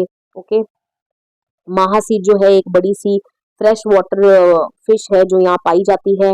Wild langurs and squirrels enjoy themselves by dropping half eaten fruit into the river, kingfishers dive for fish, elephants enjoy being bathed and scrubbed in the river by the moths, macaques, malabar squirrels, langoose and cylinder lories can be sighted। Okay, तो ये part इतना important नहीं है, ठीक है, बस read out कर दिया मैंने, दिस मच इज इनफ, सुन लो सिर्फ। Okay, things to do around, okay, क्या चीजें यहाँ पर क्या करनी होती हैं, exciting adventure activities include rock climbing, river rafting, canoeing, rappelling and mountain biking are offered, ठीक है, इनका ध्यान रख लेना। यहाँ पर ये सब लोग जो है विजिटर्स हैं एक्टिविटीज परफॉर्म करते हैं जब जाते हैं, तो numerous walking trails in this region are favourite with trekkers, ठीक है, ट्रैकिंग जो पाथ है, बहुत सारे लोग यहाँ पर जाके ट्रैकिंग करते हैं, पैदल यात्रा करते हैं। The climb to Brahmagiri hills bring you into a panoramic view of the entire misty landscape of Coorg, ठीक है, ब्रह्मगिरी हिल्स पर जब आप चले जाओगे तो वो एक ऐसा पॉइंट है जहाँ से आपको पूरा कुर्ग जो है वो नजर आएगा। अब walk across a rope bridge lets to the 64 acre island of निसर्गधामा, ठीक है, तो निसर्गधामा जाने के लिए आपको एक रोप ब्रिज को पार करना पड़ेगा, ठीक है। One might run into Buddhist monks from India's largest Tibetan settlement at nearby Bailakupu, ठीक है, बाइलकुपु के पास आपको सबसे वर्ल्ड की लार्जेस्ट बुद्धिस्ट मोंक जो है तिब्बतन सेटलमेंट देखने को मिलेगी। One of the numerous surprises for tourist looking for the essence of India in Coorg is the presence of monks dressed in robes of red ochre and yellow, ठीक है, तो यहाँ पे जो अभी आपको ये जो मिलेंगे कौन मॉन्क्स मिलेंगे, किसमें ड्रेस मिलेंगे, red ochre and yellow, okay clear. Next part है इसका tea from Assam. Tea from Assam में क्या है, राजवीर एंड प्रांजल विजिट असम, ठीक है। अब ये क्या है यहाँ पे, the train had stopped at the station and Pranjal and Rajiv sipped tea sold by to them by a vendor, ठीक है। अब ट्रेन जो है वो असम के लिए निकल पड़ती है स्टेशन से, और राजवीर और जो प्रांजल है दोनों ही क्या कर रहे हैं, सिप कर रहे हैं, टी कहने का मतलब टी पी रहे हैं, ठीक है, जो उनको एक वेंडर मतलब सेलर जो है देकर गया है। The majority of people in their compartment also had T, जो सभी लोग जो है वो चाय पी रहे हैं ज्यादातर। Rajveer stated that over 80 crore cups of T R drunk every day, तो राजवीर यहाँ बोलता है कि कम से कम 80 करोड़ कप जो है चाय के वो रोज पिए जाते हैं through out the world. As the train pulled out of the station, Rajbir was fascinated to see the extent of greenery outside his window. अब जब ट्रेन निकल पड़ती है स्टेशन से तो राजवीर जो है बहुत ज्यादा फैसिनेटेड मतलब बहुत ज्यादा हैरान हो जाता है देखकर ग्रीनरी को outside the window, okay. He observed as the tea plants extended as far as the eye could see, उसने क्या देखा कि जहां जहां तक उसकी नजर जा रही है क्या फैले हुए टी प्लांट्स फैले हुए हैं, रिप्लेसिंग द पैडी फील्ड्स, ठीक है, पैडी फील्ड्स कहने का मतलब निकल गई हैं और अब क्या नजर आ रहे हैं, हर जगह टी प्लांटेशन नजर आ रही है। The world's highest concentration of tea plantation is found in Assam, okay. Origin of tea के बारे में अब वो दो स्टोरीज बताता है, ठीक है। A Chinese emperor is said to have almost boiled his water before drinking it, ठीक है, एक चाइनीज एम्परर अपने पानी को उबाला करता था पीने से पहले। A few twigs burning under the pot fail into the water, और एक बारी कुछ ट्विग्स मतलब छोटी छोटी पत्तियां जो है उसके पानी में गिर गई, ठीक है। It gave water a delicious flavour, इसने पानी को डिलीशियस फ्लेवर दे दिया, ठीक है, और उन्हीं को टी लीव्स जो है कहा जाने लगा। An Indian legend goes that Bodhidharma and ancient Buddhist ascetic cut off his eyelids because he grew sleepy during meditation. अब इंडियन लेजेंड से भी रिलेटेड स्टोरी है कि उसने अपनी आईलिड्स को ही कट कर दिया, क्यों, क्योंकि उसकी मेडिटेशन के दौरान उसको काफी नींद आती थी। 10 T plants Guru out of these eyelids, ठीक है, तो इन आईलिड्स में से क्या ग्रू हो गए, 10 T plants. The leaves of these plants banish sleep when put in hot water and drunk, तो जब इन जो टी प्लांट्स ग्रो हो गए, जब इनकी पत्तियों को पानी में उबालकर पिया जाने लगा तो कहा जाने लगा कि इनको पीकर जो है नींद दूर भाग जाती है। Tea was first drunk in China as far as back 2700 BC, ठीक है, चाइना में फर्स्ट पी गई। Tea came to Europe only in the 16th century, ठीक है, यूरोप में कब आई, 16th सेंचुरी में, and was drunk more as medicine than as a beverage, तो तब वहां पर टी को किसकी तरह पिया जाता था, मेडिसिन की तरह रेदर देन एज बेवरेज, आज तो टी बेवरेज बन चुकी है, ओके। अब नेक्स्ट किसके बारे में लिखा गया है यहाँ पे, देखा Bari tea estate, Pranjal's father and mother were waiting for them in Mariani station, तो प्रांजल के फादर और मदर जो है, क्योंकि वो असम से ही बिलोंग करता है, ठीक है, तो उसके मदर फादर जो है उनका इंतजार कर रहे हैं मेराइनी स्टेशन पर। दे ड्रॉप टूवर्ड्स देखे बारी the tea garden manage by Pranjal's father, तो उसके फादर जो है प्रांजल के उनको कहाँ लेकर जाते हैं, देखे बारी लेकर जाते हैं, जो कि एक टी गार्डन है जो प्रांजल के फादर मैनेज करते हैं। They turned away from the main road and crossed a cattle bridge to enter Dhekiabari tea estate, okay. अब आगे, on both sides of the gravel road were acre upon acre of tea bushes neatly prune to the same height, तो दोनों ही side उसको क्या नजर आ रहे हैं, T जो बुशेस है वो नजर आ रही हैं, ठीक है, नीटली प्रून की गई हैं। प्रून का मतलब क्या होता है कि एक ही हाइट तक कट करना, ठीक है, जो एक्स्ट्रा जो ग्रोथ हो जाती है उसको कट कर देते हैं ना। Groups of tea pluckers were hard at work with bamboo baskets on their backs and wearing plastic aprons, ठीक है, जो टी प्लकर्स हैं वो अपना काम कर रहे हैं, पत्तियों को तोड़ रहे हैं, उन्होंने एप्रन्स डाल रखे हैं, okay. Rajveer commented that it was sprouting period and or the second flush which lasts from May to July and yields the best tea, okay, तो राजवीर यहाँ बोलता है कि ये स्प्राउटिंग पीरियड चल रहा है, ठीक है, और ये सेकेंड फ्लश है, ठीक है। सेकेंड बारी जो है टी हार्वेस्ट की जा रही है, टी लीव्स हार्वेस्ट की जा रही है, मई से जुलाई तक चलेगा और ये बेस्ट हार्वेस्ट देता है।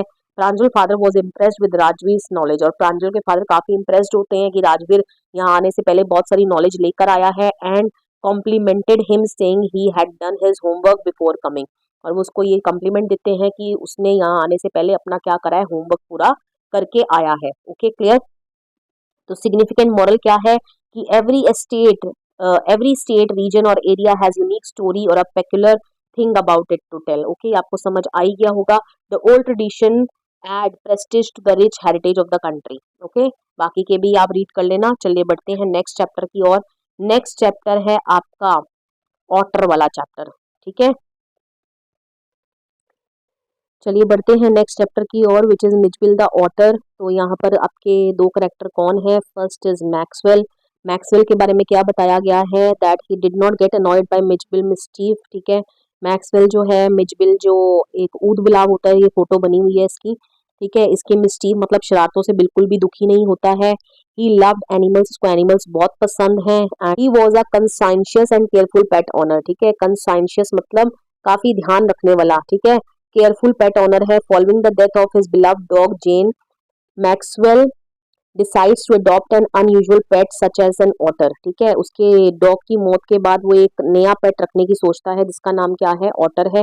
Okay, Maxwell looked after Mijbil the otter with a great sense of dedication. तो ये ऑटर का ध्यान रखता है पूरे डेडिकेशन के साथ। He trained Mijbil with love. ठीक है, उसको पूरा ट्रेन कर देता है। Okay, Maxwell was a patient person who didn't get irritated and lose his temper when people made queries about Mijbil. ठीक है, बिल्कुल भी वो पेशेंट रहता है, अपना गुस्सा नहीं खोता है। कहने का मतलब गुस्सा नहीं होता है जब लोग उसको मिचबिल के बारे में पूछते हैं। Okay, clear. Next is Mijbil the otter. He was an intelligent animal who surprised his owner by inventing new games. ठीक है, ये काफी इंटेलिजेंट एनिमल है और अपने ओनर को सरप्राइज कर देता है नई नई गेम्स इन्वेंट करके। He was a naughty and playful otter and quick learner. Okay, काफी नॉटी है, प्लेफुल है, क्विक लर्नर है। Okay, he at first remained distant since he didn't trust his owner. पहले तो काफी दूरी बनाकर रखता है जब वो नया नया आता है। Yet he settled very nicely to his new environment, लेकिन अपने नए एनवायरनमेंट में बहुत इजीली अडेप्ट कर लेता है अपने आप को। अडॉप्ट नहीं, adept. Okay, though Mijbil was an animal, he his temperament was like that of a stubborn child. Okay, तो जबकि ये एक एनिमल है लेकिन इसका टेम्परामेंट मतलब जो इसका बिहेवियर है वो बिल्कुल एक स्टबर्न जिद्दी बच्चों की तरह है। कैसे, वो भी आपको आगे पता चलेगा। चैप्टर इन डिटेल देख लेते हैं क्या दिया गया है इस चैप्टर के बारे में। An otter as a pet. After visiting Iraq, Gavin Maxwell intended to keep an otter as pet. तो गेविन मैक्सवेल के दिमाग में कब आता है कि उसको ऑटर रखना है एज अ पेट? जब वो इराक जाता है। His buddy had told him he had better get one in the Tigris marshes, for there they were as common as mosquitoes and were often tamed by the Arabs. ठीक है, तो उसका जो companion है उसको बताता है कि टिग्रिस मार्शेस में उसको ऑटर्स जो है ऐसे मिल जाएंगे जैसे मच्छर। ओके, एंड अरब लोग जो है वो अक्सर इनको क्या करते हैं? टेम करते हैं, मतलब पालते हैं। ठीक है, एज अ पेट रखते हैं। On coming back with his mail from Basra, Maxwell found two Arabs waiting in his room. जब वो अपनी मेल जो है कलेक्ट करके आता है बसरा से, तो मैक्सवेल क्या देखता है कि जो दो अरब है, ठीक है, अरेबिक लोग हैं, वो उसके कमरे के बाहर वेट कर रहे हैं उसका। Okay, they handed him a note from his friend saying the otter had been delivered to him. तो अब उसका जो दोस्त है वो तो निकल जाता है वहां से, उसको वहां रुकना पड़ता है कुछ दिनों के लिए, और उसका जो दोस्त है वो उसको एक नोट देता है जिसके अंदर लिखा होता है कि तुम्हारा ऑटर तुम्हें पहुंचा दिया गया है। On the floor lay a sack that had something curling up and squirming in it. ठीक है, तो फ्लोर के ऊपर एक सैक मतलब बोरा रखा है, ठीक है, जो कर्ल अप कर रहा है, कहने का मतलब मुड़ तुड़ रहा है। ठीक है, स्क्वर्म कर रहा है, बीच बीच में थोड़ा सा उछल भी रहा है, कहीं उसके अंदर कुछ है, ठीक है, जो हिल रहा है। First impressions. Okay, the otters scaled body was covered in mud with soft fur, giving it the appearance of a little rounded medieval dragon when it was taken out of the sack। ठीक है, तो otter की body जो है, scaled body किससे covered है? बिल्कुल उसके फर है कवर्ड है मड से। ठीक है, बिल्कुल किसकी तरह लग रहा है? मेडिवल ड्रैगन की तरह लग रहा है। ठीक है, जब उसको बोरे से बाहर निकाला गया। That particular species of an otter had not been discovered yet. ठीक है, अभी तक इनकी स्पीशीज को अभी तक डिस्कवर नहीं किया गया था। And came to be known as Maxwell's otter. ठीक है, तो उसको मैक्सवेल ऑटर का नाम दिया गया क्योंकि Maxwell was the first person जो इसको जूलॉजिस्ट की नोटिस में लेकर आया। Okay, Maxwell named the otter Mijbil. Maxwell अपने ऑटर का क्या नाम रखता है? मिजबिल रखता है।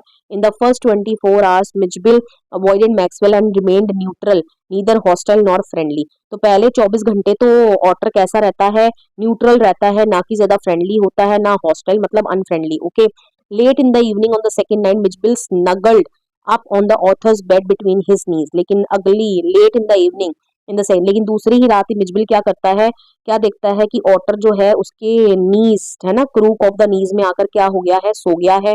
ओके, अब आगे क्या होता है? Maxwell made a body belt for him and took Mijbil on a lead to the bathroom. अगर मैक्सवेल उसके लिए एक बॉडी बेल्ट तैयार करता है, कहने का मतलब पट्टा जिसको बांध कर रखता है उसको, ठीक है, उस पट्टे की सहायता से ही उसको कहाँ लेकर जाता है? बाथरूम लेके जाता है। Mijbil went crazy in water and rolled and sloshed around and shot up and down the length of the bathtub. अब पानी को देखते ही मिजबिल काफी क्या हो जाता है? वेंट क्रेजी, ठीक है, पागल हो जाता है पानी को देखकर और मस्ती करने लगता है। Otters are very fond of water and for them every drop of water they find has to be sloshed around and played with। ठीक है, तो ऑटर्स को पानी बहुत पसंद होता है। ठीक है, कोई भी पानी की जो ड्रॉप है उसको मतलब कि उछाल उछाल कर क्या करना है? उसके साथ खेलना है। ठीक है, उन्होंने the otter always played. 2 days later Mijbil ran out of the author's room towards the bathroom. 2 दिन के बाद वो क्या देखता है? मिजबिल अपने आप ही कहाँ चला गया? बाथरूम की ओर चला गया। He had started to open the chromium taps by the time Maxwell reach there. ठीक है, तो उसने क्रोमियम टैप भी खोल लिया था अपने आप ही। ठीक है, उसको पता है कि यहाँ से पानी निकलेगा। Other times Mijbil would turn the tap the other way and wind up chittering in frustration and disappointment bye the time Maxwell arrive. और कभी कभी तो क्या करता था वो? टैप को उल्टे डायरेक्शन में क्या कर देता था? टर्न कर देता था, जिससे टैप और ज्यादा क्या हो जाता था? टाइट हो जाता था। ठीक है, और फिर वो फ्रस्ट्रेट हो जाता था वाटर। क्यों? क्योंकि टैप जो है उसको लग रहा था कि उसके साथ कॉपरेट नहीं कर रहा, पानी नहीं निकल रहा। Okay, before long Mijbil replied to his name and followed Maxwell without a leash. ठीक है, बहुत जल्दी जो ऑटर ने अपना नाम भी याद कर लिया था। ठीक है, और जब भी मैक्सवेल उसको बुलाता तो बिना लीश के मतलब कि बिना पट्टे के भी उसको क्या करने लगा? फॉलो करने लगा। Mijbil spent most of his time in play. ज्यादातर वो अपना समय किसमें बिताता था? खेल कर बिताता था। He dribbled a small rubber ball with all four of his paws and could also flick it powerfully with his neck to a surprising height and distance। ठीक है, तो वो एक छोटी सी रबर बॉल लेकर, ठीक है, अपने पॉज मतलब पंजों के साथ क्या करता था? ड्रिबल मतलब उसको इधर उधर, ठीक है, घुमाकर खेलता था। ओके, एंड उसको इतनी तेज अपनी गर्दन से झटका मारता था कि इतनी दूर हाइट तक बॉल को वो ले जाता था। ठीक है, the real play of the otter was to lie on its back. तो रियल प्ले तो तब होता था ऑटर का जो अपने पीठ के बल लेट जाता था। And juggle small objects with its pause. Juggling समझते हो ना? ठीक है, तो जगलिंग करता था छोटे छोटे ऑब्जेक्ट्स के साथ। Mijbil could roll 2 or more marbles on his belly without dropping any of them to the floor. ठीक है, अपनी बेली पर क्या करता था? मार्बल्स के साथ वो खेलता था और मार्बल्स को नीचे नहीं गिरने देता था। ओके, तो यहाँ पर ट्रांसपोर्टिंग मिजबिल टू इंग्लैंड। अब ऑथर की बारी आ गई कहाँ जाने की? इंग्लैंड जाने की। अब वो इंग्लैंड कैसे लेकर जाएगा मिजबिल को, उसके बारे में बताया गया है। Maxwell was worried about transporting Mijbil back to England. ठीक है, इस चीज से वो काफी वरीड था कि उसको वापस कैसे लेकर जाए। Okay, the airline asked Mijbil to be kept in a square box with one side not more than 8 inches. ठीक है, तो ये एयरलाइंस की रिक्वायरमेंट है, ये आपको याद रख लेना है। Maxwell left Mijbil in the box and left for a hurried meal. अब मैक्सवेल जो है वो मिजबिल को बॉक्स में डालकर अपना खाना खाने के लिए निकल जाता है। On coming back Maxwell found that blood had trickled and dried around the air holes of the box. जब वो वापस आता है तो क्या दिखता है कि मैक्सवेल की जो ब्लड है वो टपक रहा है और सूख चुका है। ठीक है, जो एयर होल्स है ना बॉक्स में, ठीक है, वहां पर Maxwell found Mijbil whimpering and lying around spattered with blood on opening the box. ठीक है, तो जैसे ही वो उसको खोलता है आकर बॉक्स को, तो वो देखता है मिजबिल क्या कर रहा है? विम्पर मतलब अपनी आवाज निकाल रहा है। ठीक है, जो जानवर अपनी आवाज निकालते हैं ना रोते हुए। ठीक है, और ब्लड से क्या हो रहा है? स्पैटर्ड मतलब पूरा स्मर्ड हो रखा है। ठीक है, भरा हुआ है। जैसे ही वो बॉक्स खुलता है, Mijbil creates havoc on the flight. अब क्या होता है? Fortunately he had a seat at the front of the plane and Maxwell had placed newspapers Mitchell under his seat। okay, अब लकीली जो उसके लिए फ्लाइट में सीट होती है वो फ्रंट सीट होती है। मैक्सवेल जो है जाते ही नीचे न्यूज़पेपर बिछा देता है और उस पर वो जो बॉक्स है मिजबिल का वो रख देता है। There was a parcel of cold fish for Mijbil which Maxwell handed over to the air hostess. तो वो अपने मिजबिल के लिए पहले से ही फिश वगैरह का पार्सल लेकर आता है जो वो एयर होस्टेस को पकड़ा देता है। Maxwell took her into his confidence and explain to her the events of the last half hour. Okay, तो जो मैक्सवेल है यहाँ पर एयर होस्टेस को पूरी बातें बताता है कि अभी अभी क्या क्या हुआ ऑटर के साथ, ठीक है, मिजबिल के साथ। The air hostess suggested that Maxwell would keep the pet on his knee which he was relieved on hearing. ठीक है, अब जो एयर होस्टेस है उसको परमिशन दे देती है कि तुम पेट को निकाल कर अपने गोद में रख लो। ओके, ठीक है, अपने घुटनों पर रख लो। Suddenly Mijbil jumped out of the box in a flash and ran down the length of the aircraft. लेकिन जैसे ही वो बॉक्स खोलता है तो मिजबिल एकदम से बाहर निकल जाता है, ठीक है, और एयरक्राफ्ट में घूमने के लिए चला जाता है। Okay, screams and yells were heard. ठीक है, सब लोग चिल्लाने लगते हैं and that there was a rat aboard the aircraft. Okay, तो सब लोग ये चिल्लाने लगते हैं कि क्या है, यहाँ चूहा है। After asking the author to take a seat the flight hostess volunteered to locate Mijbil for him. ठीक है, तो एयर हॉस्टेस कहती है कि तुम जाकर अपनी सीट पर बैठो, मैं तुम्हारा पेट जो है तुम्हारे लिए लेकर आती हूँ। Mijbil ran back to Maxwell seat and nuzzled his neck and face as it acted excitedly. अब मिजबिल जो है वो अपने आप ही मैक्सवेल के पास पूरा प्लेन घुमा घुमा कर अपने आप ही वापस चला जाता है। Okay, clear. अब आगे क्या होता है, मिजबिल इन लंदन। अब जब वो लंदन पहुंचता है तब क्या रिएक्शन है। Okay, Maxwell spent over a month in London staying with Mijbil. अब उसको 1 महीने से ऊपर हो चुका है लंदन में ठहरे हुए मिजबिल के साथ। Okay, Mijbil use to spend hours playing with rubber fruit marbles and ping pong balls. ठीक है, तो मिजबिल इन सब चीजों के साथ खेलता है, आपने याद रख लेनी है। Mijbil also invented his own game. ठीक है, अपनी खुद की भी एक गेम इन्वेंट कर लेता है, such as one he made out of an old torn suitcase. जो एक फटे पुराने सूटकेस से उसने इन्वेंट करी थी। The author regularly exercised him on a leash like it was a dog. तो रोज उसको ऑथर जो है, ठीक है, पट्टा बांधकर बाहर लेकर जाता है जैसे कि मानो वो एक डॉग हो। Since otters were not common in London the passers by made the variety of guesses as to the kind of animal Mijbil was. ठीक है, क्योंकि ऑटर्स इतने कॉमन नहीं होते, लंदन में नहीं देखने को मिलते, तो लोग जो है बड़े अजीबोगरीब गेसेस करते हैं मिजबिल को देखकर। ओके, यहाँ आपका जो चैप्टर है वो कंप्लीट हो जाता है। मॉरल के बारे में लिखा गया है, क्या मॉरल के बारे में लिखा गया है, creatures unfailingly reciprocate the love and compassion bestowed upon them by humans. It is imperative to consistently approach animals with affection and ensure they are provided with a conducive environment. Okay, तो ये आप बाकी की भी morals पढ़ लेना। बढ़ते हैं नेक्स्ट चैप्टर की ओर। The next chapter is okay, madam rides the bus. Okay, this is also very important chapter. तो चलिए स्टार्ट करते हैं। मैडम राइड्स द बस। चलिए, मैडम राइड्स द बस में जो मेन करेक्टर है दैट इज वल्ली। ठीक है, वल्ली है, क्या है, she was an 8 year old village girl. ठीक है, 8 साल की लड़की है। She wish travel by bus alone to the closest town. ठीक है, वो बस से अकेले जा क्लोजेस्ट टाउन जो है वो विजिट करती है। She was a clever travel planner who was confident as well. ठीक है, कॉन्डेंट ये क्या वर्ड लिखा है, क्लियर नहीं हो रहा है। ओके, तो कॉन्फिडेंट कर लो। ठीक है, काफी कॉन्फिडेंट है वो गर्ल। ठीक है, क्लेवरली अपनी जो जर्नी है उसको प्लान करती है, आप ये लिख सकते हो। Okay, she started saving money for her bus ride by resisting all sorts of temptations around her. ठीक है, वो अपनी बस जर्नी के लिए पैसे इकट्ठा करने शुरू कर देती है और अपने आप को रोकती है। ठीक है, रेजिस्ट करती है। बहुत सारी टेम्पटेशन मतलब जो दिल में लालच आ जाता है ना, जैसे टॉफीज कैंडीज देख के, तो वो उन चीजों को नहीं बाय करती है। Okay, she was a clever girl who could look after herself properly. ठीक है, एक क्लेवर गर्ल है। Her speech gave out confidence for a girl of her age. ठीक है, her speech gave out confidence for a girl of her age. ठीक है, तो काफी कॉन्फिडेंटली बात करती है, ये लिखा गया है यहाँ पे। Although her first journey was filled with excitement. Okay, ये शॉर्ट में लिखा गया, आप वॉज फिल्ड कर लेना इसको। Was filled with excitement she learn the harsh realities of life during it. ठीक है, उसकी पहली जर्नी किससे भरी हुई थी, एक्साइटमेंट से भरी हुई थी, लेकिन उस जर्नी में भी उसको हार्श रियलिटी ऑफ लाइफ जो है समझने को मिली। ठीक है, वो क्या है अभी आपको चैप्टर इन डिटेल जब हम पढ़ेंगे तो वो पता चल जाएगा। नेक्स्ट करेक्टर है यहाँ पे बस कंडक्टर। कैसा है, he was a man of cheerful disposition. ठीक है, इसका चीयरफुल बिहेवियर है, ये लिख सकते हो यहाँ पर आप। He was a soft natured polite person who knew how to deal with different passengers. ठीक है, सॉफ्ट नेचर का है, पोलाइट है, इसको पता है डिफरेंट पैसेंजर्स को किस तरीके से डील करना है। He was a kind individual. Valli's confidence impressed him, ठीक है, वल्ली के कॉन्फिडेंस जो है इसको इम्प्रेस करता है। And he addressed her as madam, तो ये उसको क्या कहकर एड्रेस करता है, मैडम कह के एड्रेस करता है। He was curious to see Valli's conduct, ठीक है, and her will to travel on the bus alone at the as of 8। तो काफी क्यूरियस हो जाता है ये देखकर कि कैसे एक छोटी सी लड़की जो है वो 8 साल की उम्र की होने के बावजूद भी अकेले जो है वो ट्रैवल कर रही है। ओके, अब चैप्टर इन डिटेल देख लेते हैं। यहाँ पर क्या है, फर्स्ट वल्ली अम्माई, ठीक है, Valli Ammai was 8 year old girl who was called Valli for short, short में इसको वल्ली कहकर पुकारते हैं। She was curious about many things, her favourite pastime was standing in the front doorway of her house watching what was happening in the street outside.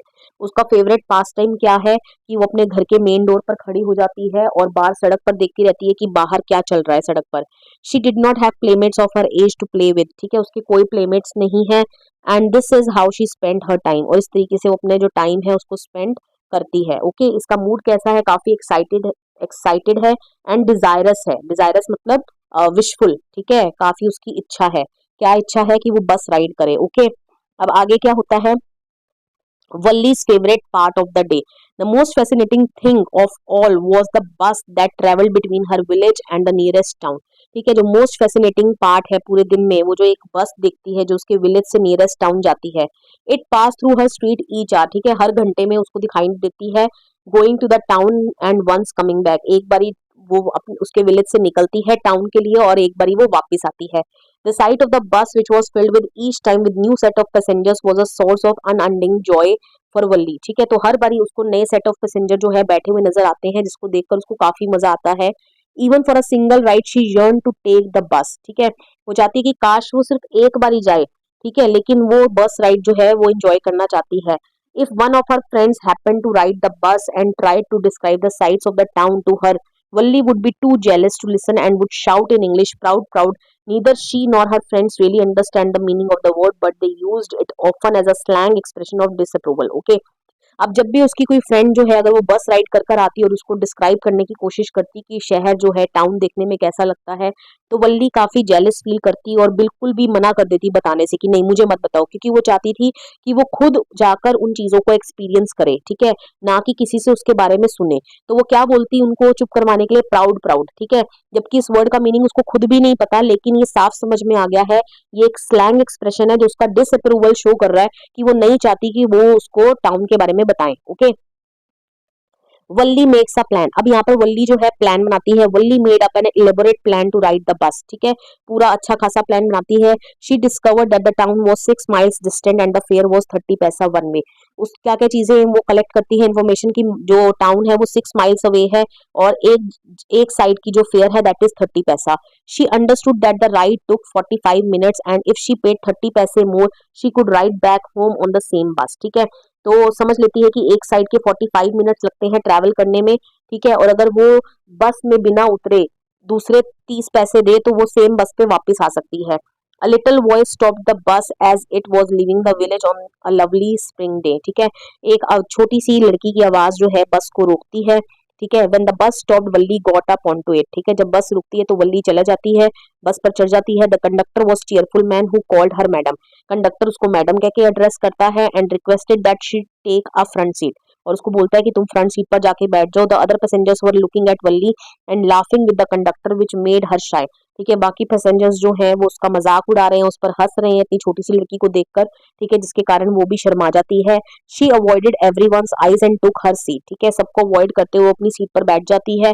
It was a new bus painted white on the outside with green stripes, ठीक है, तो बस का outside जो है explain किया गया है, उसकी फिजिकल जो स्ट्रक्चर बॉडी जो है कैसी है, पेंटेड है, ठीक है, विद ग्लीमिंग व्हाइट, ओके, उस पर ग्रीन स्ट्राइप्स हैं।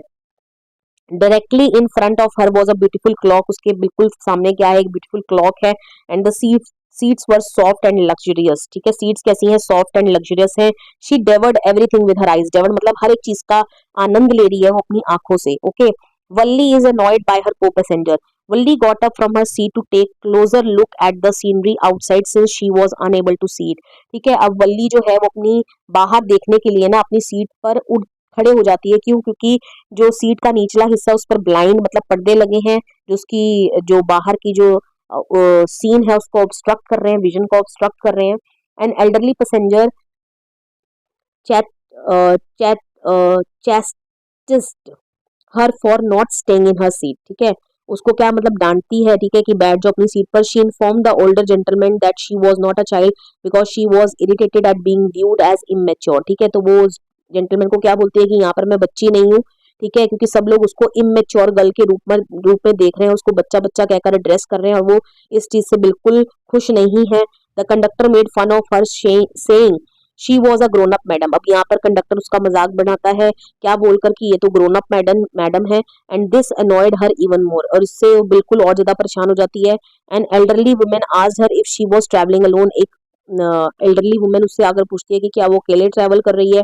वल्ली found this insulting as she felt she could take the trip on her own, ठीक है, वल्ली को ये काफी इंसल्टिंग लगता है, उसको लगता है कि क्यों वो ट्रिप अकेले नहीं ले सकती, क्यों उसको सब इतना इमेच्योर समझ रहे हैं। Okay, Valli investment and the young cow. अब क्या होता है यहाँ पे, वल्ली रिफ्रेन्ड फ्रॉम परचेजिंग टॉयज, रिफ्रेन मतलब परहेज करती है, वो कुछ भी नहीं खरीदती, ठीक है, ना टॉयज, ना बैलून्स, ना peppermints and other frivolous items in order to save every penny she could for this trip, ठीक है, तो अब जितना वो सेव कर सकती है अपनी इस ट्रिप के लिए, वो पैसे बचाने की कोशिश करती है।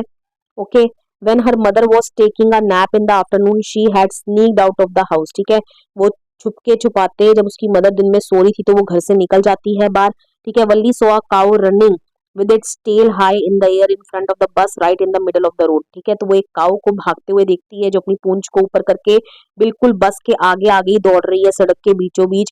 वल्ली the bus driver sounded the horn but it only scared the cow and made it run faster. Bus driver जो है यहाँ पर हॉर्न बजाता है, ठीक है, लेकिन उससे वो जो एनिमल है और ज्यादा डर जाता है और तेजी से दौड़ने लगती है काउ, ठीक है। Valli found the episode very funny and it filled her with glee, ठीक है, उसको ये एपिसोड काफी फनी लगता है और वो खुशी के मारे झूम उठती है। ओके, अब आगे क्या होता है, साइट्स ऑफ द टाउन। अब उसको टाउन में जाकर क्या क्या नजर आता है वो चीजें लिखी हुई हैं यहाँ पे, ठीक है। क्या है first one, the bus passed a train station as it near the town, ठीक है, एक ट्रेन स्टेशन को पास करती है। Valli saw the shopping street with big bright looking shops laid out with colourful clothes and other merchandise. Okay, तो वल्ली को shops नजर आती हैं बड़ी बड़ी ब्राइट लुकिंग, जहाँ पर क्लोथ्स और अदर मर्चेंडाइज जो हैं बेचे जा रहे हैं। All the passengers got off the बस एट द टाउन, सभी पैसेंजर्स जो है टाउन आते ही बस से नीचे उतर जाते हैं। With Valli being the exception, ठीक है, वल्ली बीइंग द एक्सेप्शन मतलब वल्ली बैठी रहती है बस पर।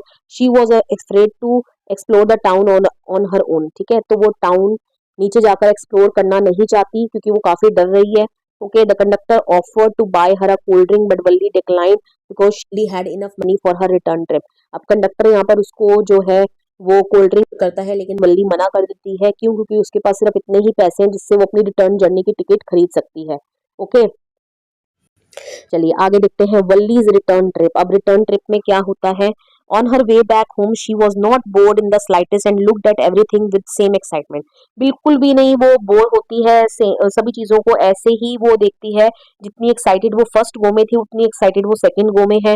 Suddenly she saw a cow lying dead by the road side after being struck by a fast moving vehicle, ठीक है, फिर उसको वो काउ नजर आती है, ठीक है, जिसको एक तेज रफ्तार वाला व्हीकल जो है टक्कर मार गया है, ठीक है, और वो काऊ जो है मर गई है। She recognised it as the same cow that had run in front of the bus earlier.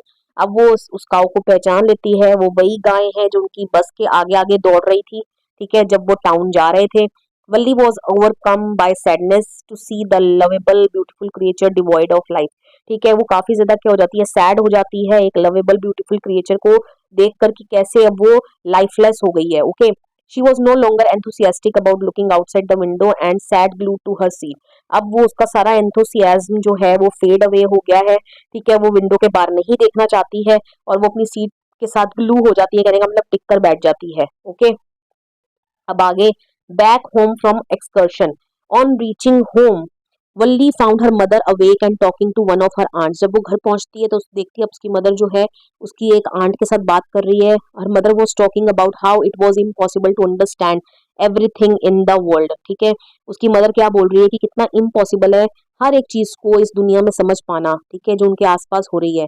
Valli agreed saying a lot of things went about without their knowledge, ठीक है, वल्ली इस चीज से बिल्कुल अग्री करती है कि हाँ हमारे आसपास कई सारी चीजें ऐसी हो रही होती है जिसके बारे में हमें नॉलेज भी नहीं होती।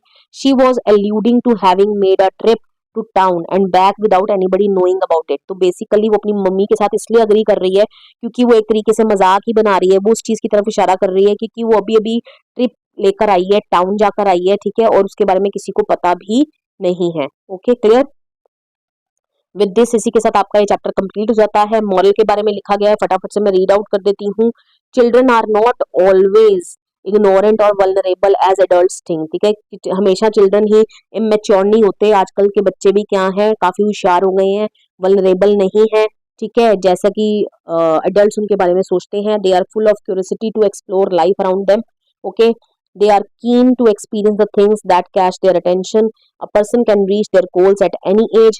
Life inevitably includes death as a necessary component. Life does not come to a standstill by anybody's death. It goes on endlessly. Okay, चलिए बढ़ते हैं नेक्स्ट चैप्टर की ओर। This chapter is very very important, इसमें से कई बार question आता है, ठीक है। तो ये चैप्टर आपका क्या है, सरमन एट बनारस। तो चलिए चलते हैं, इस चैप्टर को स्टार्ट करते हैं। यहाँ पर मेन किसके बारे में है, गौतम बुद्धा के बारे में है ये चैप्टर। ओके, गौतम बुद्धा के बारे में लिखा हुआ है, यहाँ पे क्या लिखा हुआ है गौतम बुद्धा के बारे में, that he was born a prince in a royal Hindu family in the northern India, ठीक है, एक बड़े से अमीर घर में, ठीक है, रॉयल हिंदू फैमिली में इनका जन्म हुआ था, ये एक प्रिंस थे। He was sent away for schooling at the as of 12, 12 साल की उम्र में इनको स्कूलिंग के लिए दूर भेज दिया गया। After 4 years of schooling when he returned home, जब ये वापस आए, he got married to a princess and they had a son, उनकी एक प्रिंसेस से शादी करा दी गई और उनका एक बेटा भी हुआ। Okay, Buddha seeked wisdom and decided to leave his luxurious life when he came across human suffering. अब बुद्धा जो है वो अपनी इस लग्जरियस लाइफ को, ठीक है, त्याग देते हैं और जब वो क्या देखते हैं, ह्यूमन सफरिंग्स देखते हैं। Okay, he ended for 7 long years, 7 साल तक भटकते हैं। Finally sat down under a people tree के नीचे आकर बैठ जाते हैं और 7 दिन के बाद, 7 दिन की मेडिटेशन के बाद ही अटेन्ड एनलाइटमेंट, ठीक है, उनको ज्ञान की प्राप्ति होती है। And came to known as Buddha, और उनको बुद्धा के नाम से जाने जाना लगता है। Having deep spiritual knowledge, Buddha calmed किसा गौतमीज अनकंट्रोलेबल ग्रीफ। ओके, तो बुद्धा की इतनी ज्यादा जो उनको डीप स्पिरिचुअल नॉलेज हो गई थी जिसके कारण वो किस्सा गौतमी को के ग्रीफ को कंट्रोल कर पाते हैं, काम कर पाते हैं उसको, ठीक है, उसको पीसफुल जो है अनुभव करा पाते हैं। He made her realise that life and death are inevitable, तो उसको ये महसूस करवा पाते हैं कि लाइफ और डेथ क्या है, इनएविटेबल पार्ट ऑफ नेचर है। इनएविटेबल मतलब अनअवॉइडेबल पार्ट ऑफ नेचर है, इनको कोई अवॉइड नहीं कर सकता। ओके, नेक्स्ट इज किस्सा गौतमी। किस्सा गौतमी के बारे में क्या है, she was a simple mother who had lost her only सन, ठीक है, उसने अपने एक बेटे को खो दिया है। She was overcome with grief over her loss, ठीक है, काफी ज्यादा दुखी हो जाती है। Prompting her to visit every person while carrying her diseased child seeking a cure for him, ठीक है, तो अपने डिजीज मतलब मरे हुए बच्चे को लेकर वो हर एक किसी इंसान के पास जाती है, ठीक है, उसके लिए उपचार ढूंढ रही है वो कि किस तरीके से अपने बेटा जो है उसका ठीक हो जाए। When nobody helped her, she went to Sakyamuni the Buddha and asked him to bring his son back to life। तो फिर वो बुद्धा के पास जाती है और बुद्धा को बोलती है कि उसके बेटे को पुनर्जीवित कर दे। Buddha made her realise that death is common to all and is inevitable, लेकिन बुद्धा उसको इस चीज की रियलिटी का अनुभव कराते हैं कि डेथ जो है वो कॉमन है और इनएविटेबल पार्ट ऑफ लाइफ है। किस्सा फाइनली अंडरस्टूड बुद्धास वर्ड्स, वो समझ जाती है बुद्धा उसको क्या समझाने की कोशिश कर रहे हैं। And learn the hard truth of life that grief only adds to our suffering, ठीक है, अब उसको ये सच्चाई समझ आती है लाइफ की कि जब हम दुखी होते हैं तो उससे हमारी सफरिंग जो है और ज्यादा इंटेंस होती है, ठीक है, और ज्यादा बढ़ती है। ओके, अब देखते हैं chapter in detail. Siddhartha Gautama. Gautama Buddha was born as a prince name Siddhartha Gautama in north India, ठीक है, ये तो आपको समझ आ ही गया। He was sent to study the sacred Hindu scriptures at the as of 12, ठीक है, तो धार्मिक ग्रंथों की स्टडी के लिए उनको 12 साल की उम्र में दूर भेज दिया गया। On returning 4 years later he married a princess, 4 साल के बाद जब वो वापिस आए तो उनकी एक प्रिंसेस के साथ शादी करा दी गई। They had a son and lived at court as befitted royalty for next 10 years, तो कहने का मतलब अगले 10 साल तक, ठीक है, उन्होंने बहुत अच्छा खासा जीवन जो है, बिफिटेड रॉयल्टी मतलब बहुत रॉयल जीवन जो है उन्होंने बिताया। इन सर्च ऑफ एनलाइटमेंट, यहाँ पर क्या हुआ, at the as of 25 the prince set out on a hunting trip, जब वो 25 साल के हुए तो वो एक हंटिंग ट्रिप पर गए। He saw a sick man, an aged man, a funeral procession and a monk begging for alms, तो उन्होंने इन लोगों को देखा, सबसे पहले उन्होंने एक बीमार व्यक्ति देखा, फिर एक एज्ड मैन देखा, बूढ़ा व्यक्ति, फिर देखा कि फाइनली जो है वो बूढ़ा व्यक्ति, मतलब कि एक कहने का मतलब लाइफ में एक टाइम ऐसा भी आता है कि funeral प्रोसेशन जो है कि इंसान को मरना पड़ता है। एक मॉन्क जो है वो भीख मांग रहा है, भिक्षा मांग रहा है। Okay, these sights deeply affected him and leading him to renounce his wealth and social status as he embarked on a quest for enlightenment। ठीक है, रिनाउंस वर्ड आप यूज कर सकते हो, रिनाउंस वर्ड वेरी इंपॉर्टेंट है। ठीक है, तो ये सारी साइट्स जो है उसको काफी डीपली इम्पैक्ट करती हैं। ठीक है, और वो सारी अपनी वेल्थ, सोशल स्टेटस का त्याग कर देता है एनलाइटमेंट की खोज में। ओके, आगे बढ़ते हैं। क्या होता है फिर? ही वेंडर्ड फॉर 7 years। ठीक है, 7 साल तक भटकते रहते हैं। Before he set down under a people tree. फिर फाइनली आकर वो एक पीपल के पेड़ के नीचे बैठ जाते हैं। Where he vowed to stay until enlightenment came. फिर वो शपथ ले लेते हैं कि वो यहाँ से तब तक नहीं उठेंगे जब तक उनको ज्ञान की प्राप्ति नहीं हो जाती। एनलाइटेड आफ्टर 7 days, 7 days। ठीक है, डेज आएगा यहाँ पे, ईयर्स नहीं है, देखो बुक में भी गलत लिखा गया है। फिर 7 दिन के बाद उनको ज्ञान की प्राप्ति होती है, यहाँ इसको ठीक कर लेना। ठीक है, वो इस पेड़ को क्या नाम देते हैं? Bodhi tree, tree of wisdom. And begin to teach and to share his new understanding. तब से उनको बुद्धा के नाम से जाने सब लोग जानने लगते हैं। ठीक है, और फिर वो अपनी जो न्यू अंडरस्टैंडिंग्स, जो उनको ज्ञान की प्राप्ति होती है, फिर वो लोगों के साथ वो उनको शेयर करने लगते हैं। He preached his first sermon at the city of Banaras. ठीक है, तो पहला वो अपना प्रवचन कहाँ देते हैं? बनारस में। ठीक है, the most Holi of the dipping places on the river Ganges. ठीक है, तो यहीं पर रिवर गंगा है जहाँ पर सब लोग डुबकी लगाने के लिए जाते हैं। ठीक है, that sermon has been preserved and is given here. ठीक है, तो उस सरमन को, उनके प्रवचन को संभाल के रखा गया है। ठीक है, जो उनका सरमन अब नीचे बताया गया है। It reflects the Buddha's wisdom about one inscrutable kind of suffering. ठीक है, इनस्क्रूटेबल मतलब अनअवॉइडेबल है ना, ऐसी सफरिंग जिसका अनुभव करना काफी मुश्किल है। ठीक है, अब क्या है यहाँ पर? किस्सा गौतमीज प्लाइट। किस्सा गौतमी की क्या दशा है? Kisa Gotami did not want to accept that her only son had died. वो इस चीज को बिल्कुल एक्सेप्ट नहीं करना चाहती कि उसका एक लौता बेटा जो है कि वो क्या हो गया है, मर गया है। She carried his dead body to her neighbours asking for medicine. वो अपने मृत बेटे की बॉडी को ना घर घर ले जाती है। ठीक है, मेडिसिन मांग रही है। Someone told her that Buddha would be able to help her. कोई उसको बोलता है कि बुद्धा के पास चली जाओ, बुद्धा तुम्हारी इसका जरूर कोई ना कोई उपाय बताएंगे। She approach the Buddha and asked him for medicine for her son. ठीक है, बुद्धा के पास चली जाती है और अपने बेटे के लिए दवाई मांगती है। Buddha requested her to procure a handful of mustard seeds. तो बुद्धा उसको बोलते हैं कि एक भरी हुई मुट्ठी मस्टर्ड सीड्स, सरसों के दानों की लेकर आओ। ठीक है, लेकिन वो ऐसे घर से लेकर आना where nobody had ever died, जहां पर कोई मरा ना हो। In search of mustard seeds Kisa Gautami visited every house she could.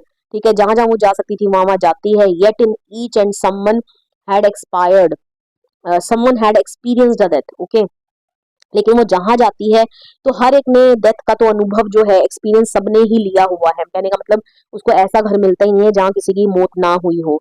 She became weary and hopeless. अब वो काफी थक जाती है, होपलेस हो जाती है, उसको समझ आ जाता है कि उसको ऐसा घर नहीं मिलने वाला। And set watching the lights of the city.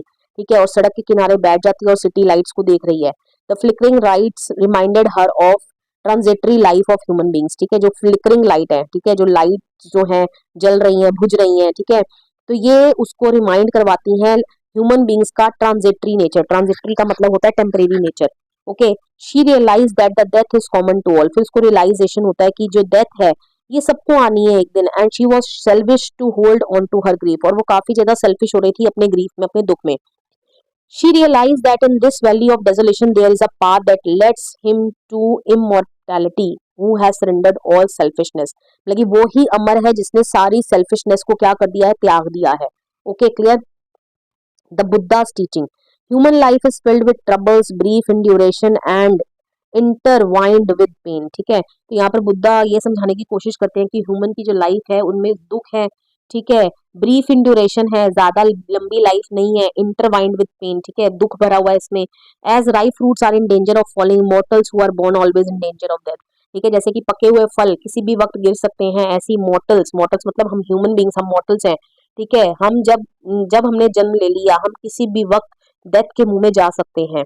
Since the world is afflicted with death. ठीक है, वर्ल्ड के किससे अफ्लिक्टेड है? Death, decay and wise do not grieve. ठीक है, जो वाइज लोग हैं वो ग्रीव नहीं करते, शोक नहीं मनाते।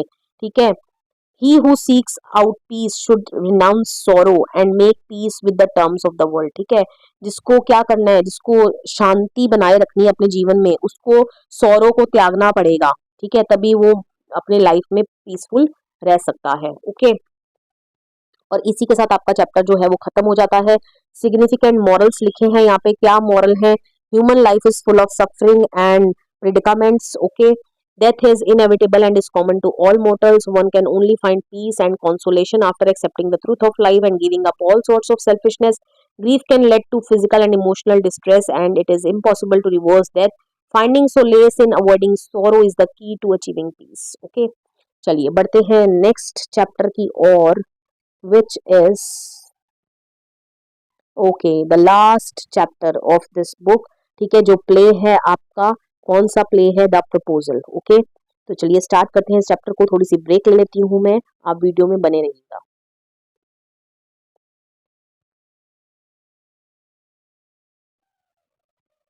चलिए, अब जो लास्ट चैप्टर है आपका फर्स्ट फ्लाइट बुक का, जो कि एक प्ले है द प्रपोजल, उसको कवर करते हैं, जिसमें कि डिफरेंट करेक्टर्स हैं। तो जान लेते हैं सबसे पहले करेक्टर्स के बारे में। First is चुपकोव। चुपकोव कौन है? Chubukov was a quarrelsome person who was adept at pretence. ठीक है, अडेप्ट एट प्रिटेंस का मतलब है, ये क्वेरलसम मतलब झगड़ीला इंसान है। ठीक है, जो दिखावा करने में काफी अच्छा है। Although he was unfriendly towards his immediate neighbour Lomov, Chubukov pretend to be happy on seeing Lomov coming to his house. ठीक है, वो काफी अनफ्रेंडली था, ठीक है, अपने नेबर को देखकर, लुमोव को देखकर, लेकिन वो ये दिखावा कर बहुत अच्छा करता है कि वो उसको देखकर काफी खुश हुआ। Okay, Chubukov was a hypocrite. ठीक है, ये हिपोक्राइट मतलब पाखंडी है, शॉर्ट टेम्पर्ड मैन है, who behaved in an immature manner, जो कि काफी इमेच्योर मैनर में क्या करता है? बिहेव करता है। Despite being a prosperous landowner he possessed greed. ठीक है, प्रॉस्परस लैंड ओनर मतलब उसके पास अच्छी खासी जमीन है, लेकिन फिर भी उसमें लालच की कमी नहीं है। He felt that it was his duty to marry off his 25-year-old daughter Natalia as soon as possible। या 28 लिखा है, इसको करेक्ट करके 25 कर लेना। ओके, तो उसकी एक बेटी है 25-year-old की नतल्या, जिसको वो जल्द से जल्द ब्याना चाहता है। Okay, next is Natalya Stepanovna. Okay, अब नतल्या जो है, she was 25-year-old daughter of Chubukov, ये चुपकोव की बेटी है। She was a prickly woman who was unwilling to give up her legitimate claim to the Oxon Meadows, a narrow area of land। ठीक है, prickly women है, मतलब prick मतलब इसकी बातें बहुत ज्यादा चुभ जाती हैं। ठीक है, साफ साफ ये बोल देती है। ठीक है, और बिल्कुल भी अपना ये जो ये रीजनेबली क्लेम कर रही है, जो ऑक्सन मेडोज ये अपने बता रही है, तो ये उसको अपने हाथ से बिल्कुल भी जाने नहीं देना चाहती। मतलब कि ये कह रही है ऑक्सन मेडोज मेरे हैं, मतलब मेरे ही हैं। Okay, she was desperate to get married and ready to make a stubborn and ailing person like Lumov her husband। ठीक है, वो शादी करने के लिए काफी उत्सुक है। ठीक है, और एक स्टबर्न मतलब कि जो लुमोव है वो काफी स्टबर्न है, जिद्दी है। ठीक है, एलिंग मतलब बीमार भी है वो। ठीक है, तो वो ऐसे इंसान को भी अपना हस्बैंड बनाने के लिए क्या है, अपना पति बनाने के लिए तैयार है। Okay, However, she picks up several fights with Lemov over trivial topics like her land and dogs। ठीक है, तो बहुत सारे छोटे मोटे टॉपिक्स पर उसकी लुमोव से झगड़ा हो जाता है, जैसे डॉग्स को लेकर हो गया, लैंड को लेकर हो गया, लेकिन फिर भी वो उससे शादी करने के लिए तैयार है। She forgot her constant fighting and arguing would take away the chance of getting the proposal of Lumov। She was a comical character। Okay, वो ये भी भूल जाती है फाइटिंग के दौरान कि अगर वो इतना आर्ग्यू करेगी तो जो लोमोव उसके लिए प्रपोजल लेकर आया है, तो वो प्रपोजल क्या हो सकता है? उसका रिजेक्ट हो सकता है। ठीक है, तो इसीलिए क्या है, काफी कॉमिकल करेक्टर है। ठीक है, शादी तो करना चाहती है, लेकिन स्टिल अपनी फाइटिंग को इग्नोर नहीं करती। ओके, गिव अप नहीं करती।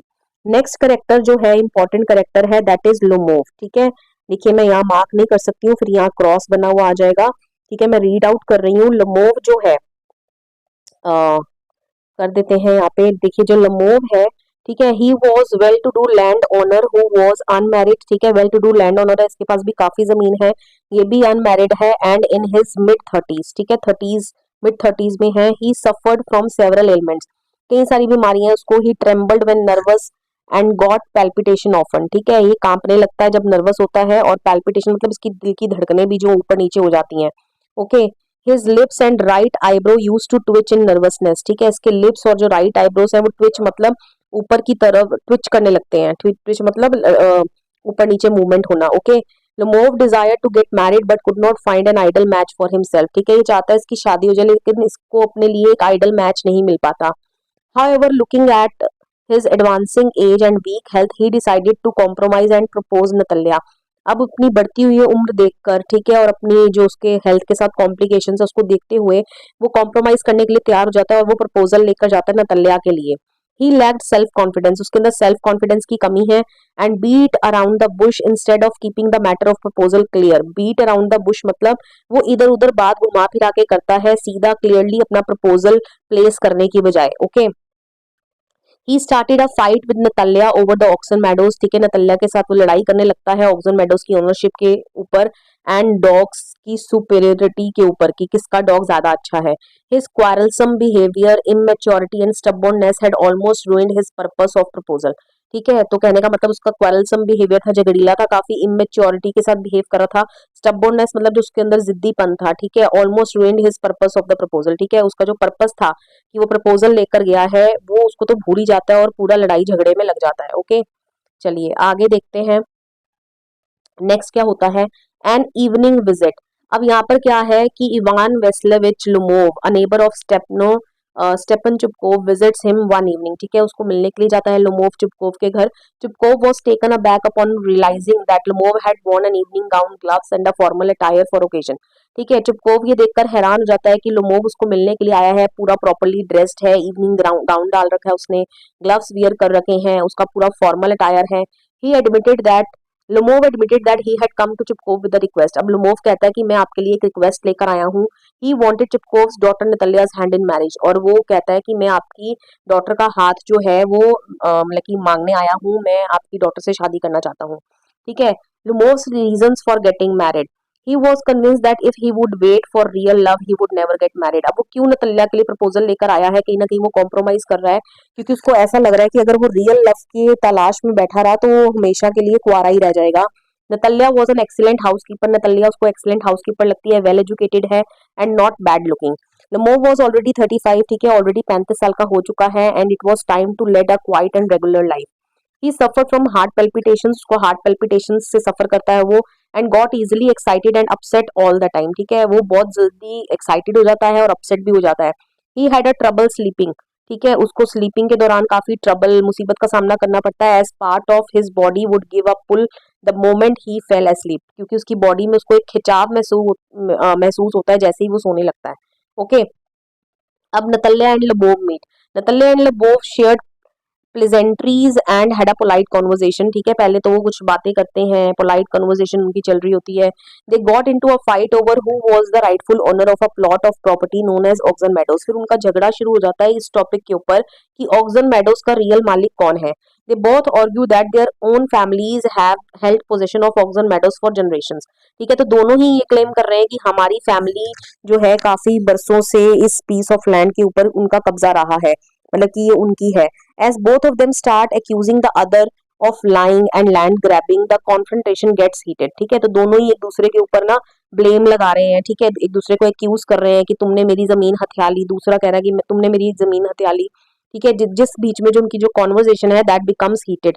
ठीक है, काफी ज्यादा गुस्सा आ जाता है, दोनों काफी गुस्से में हो जाते हैं.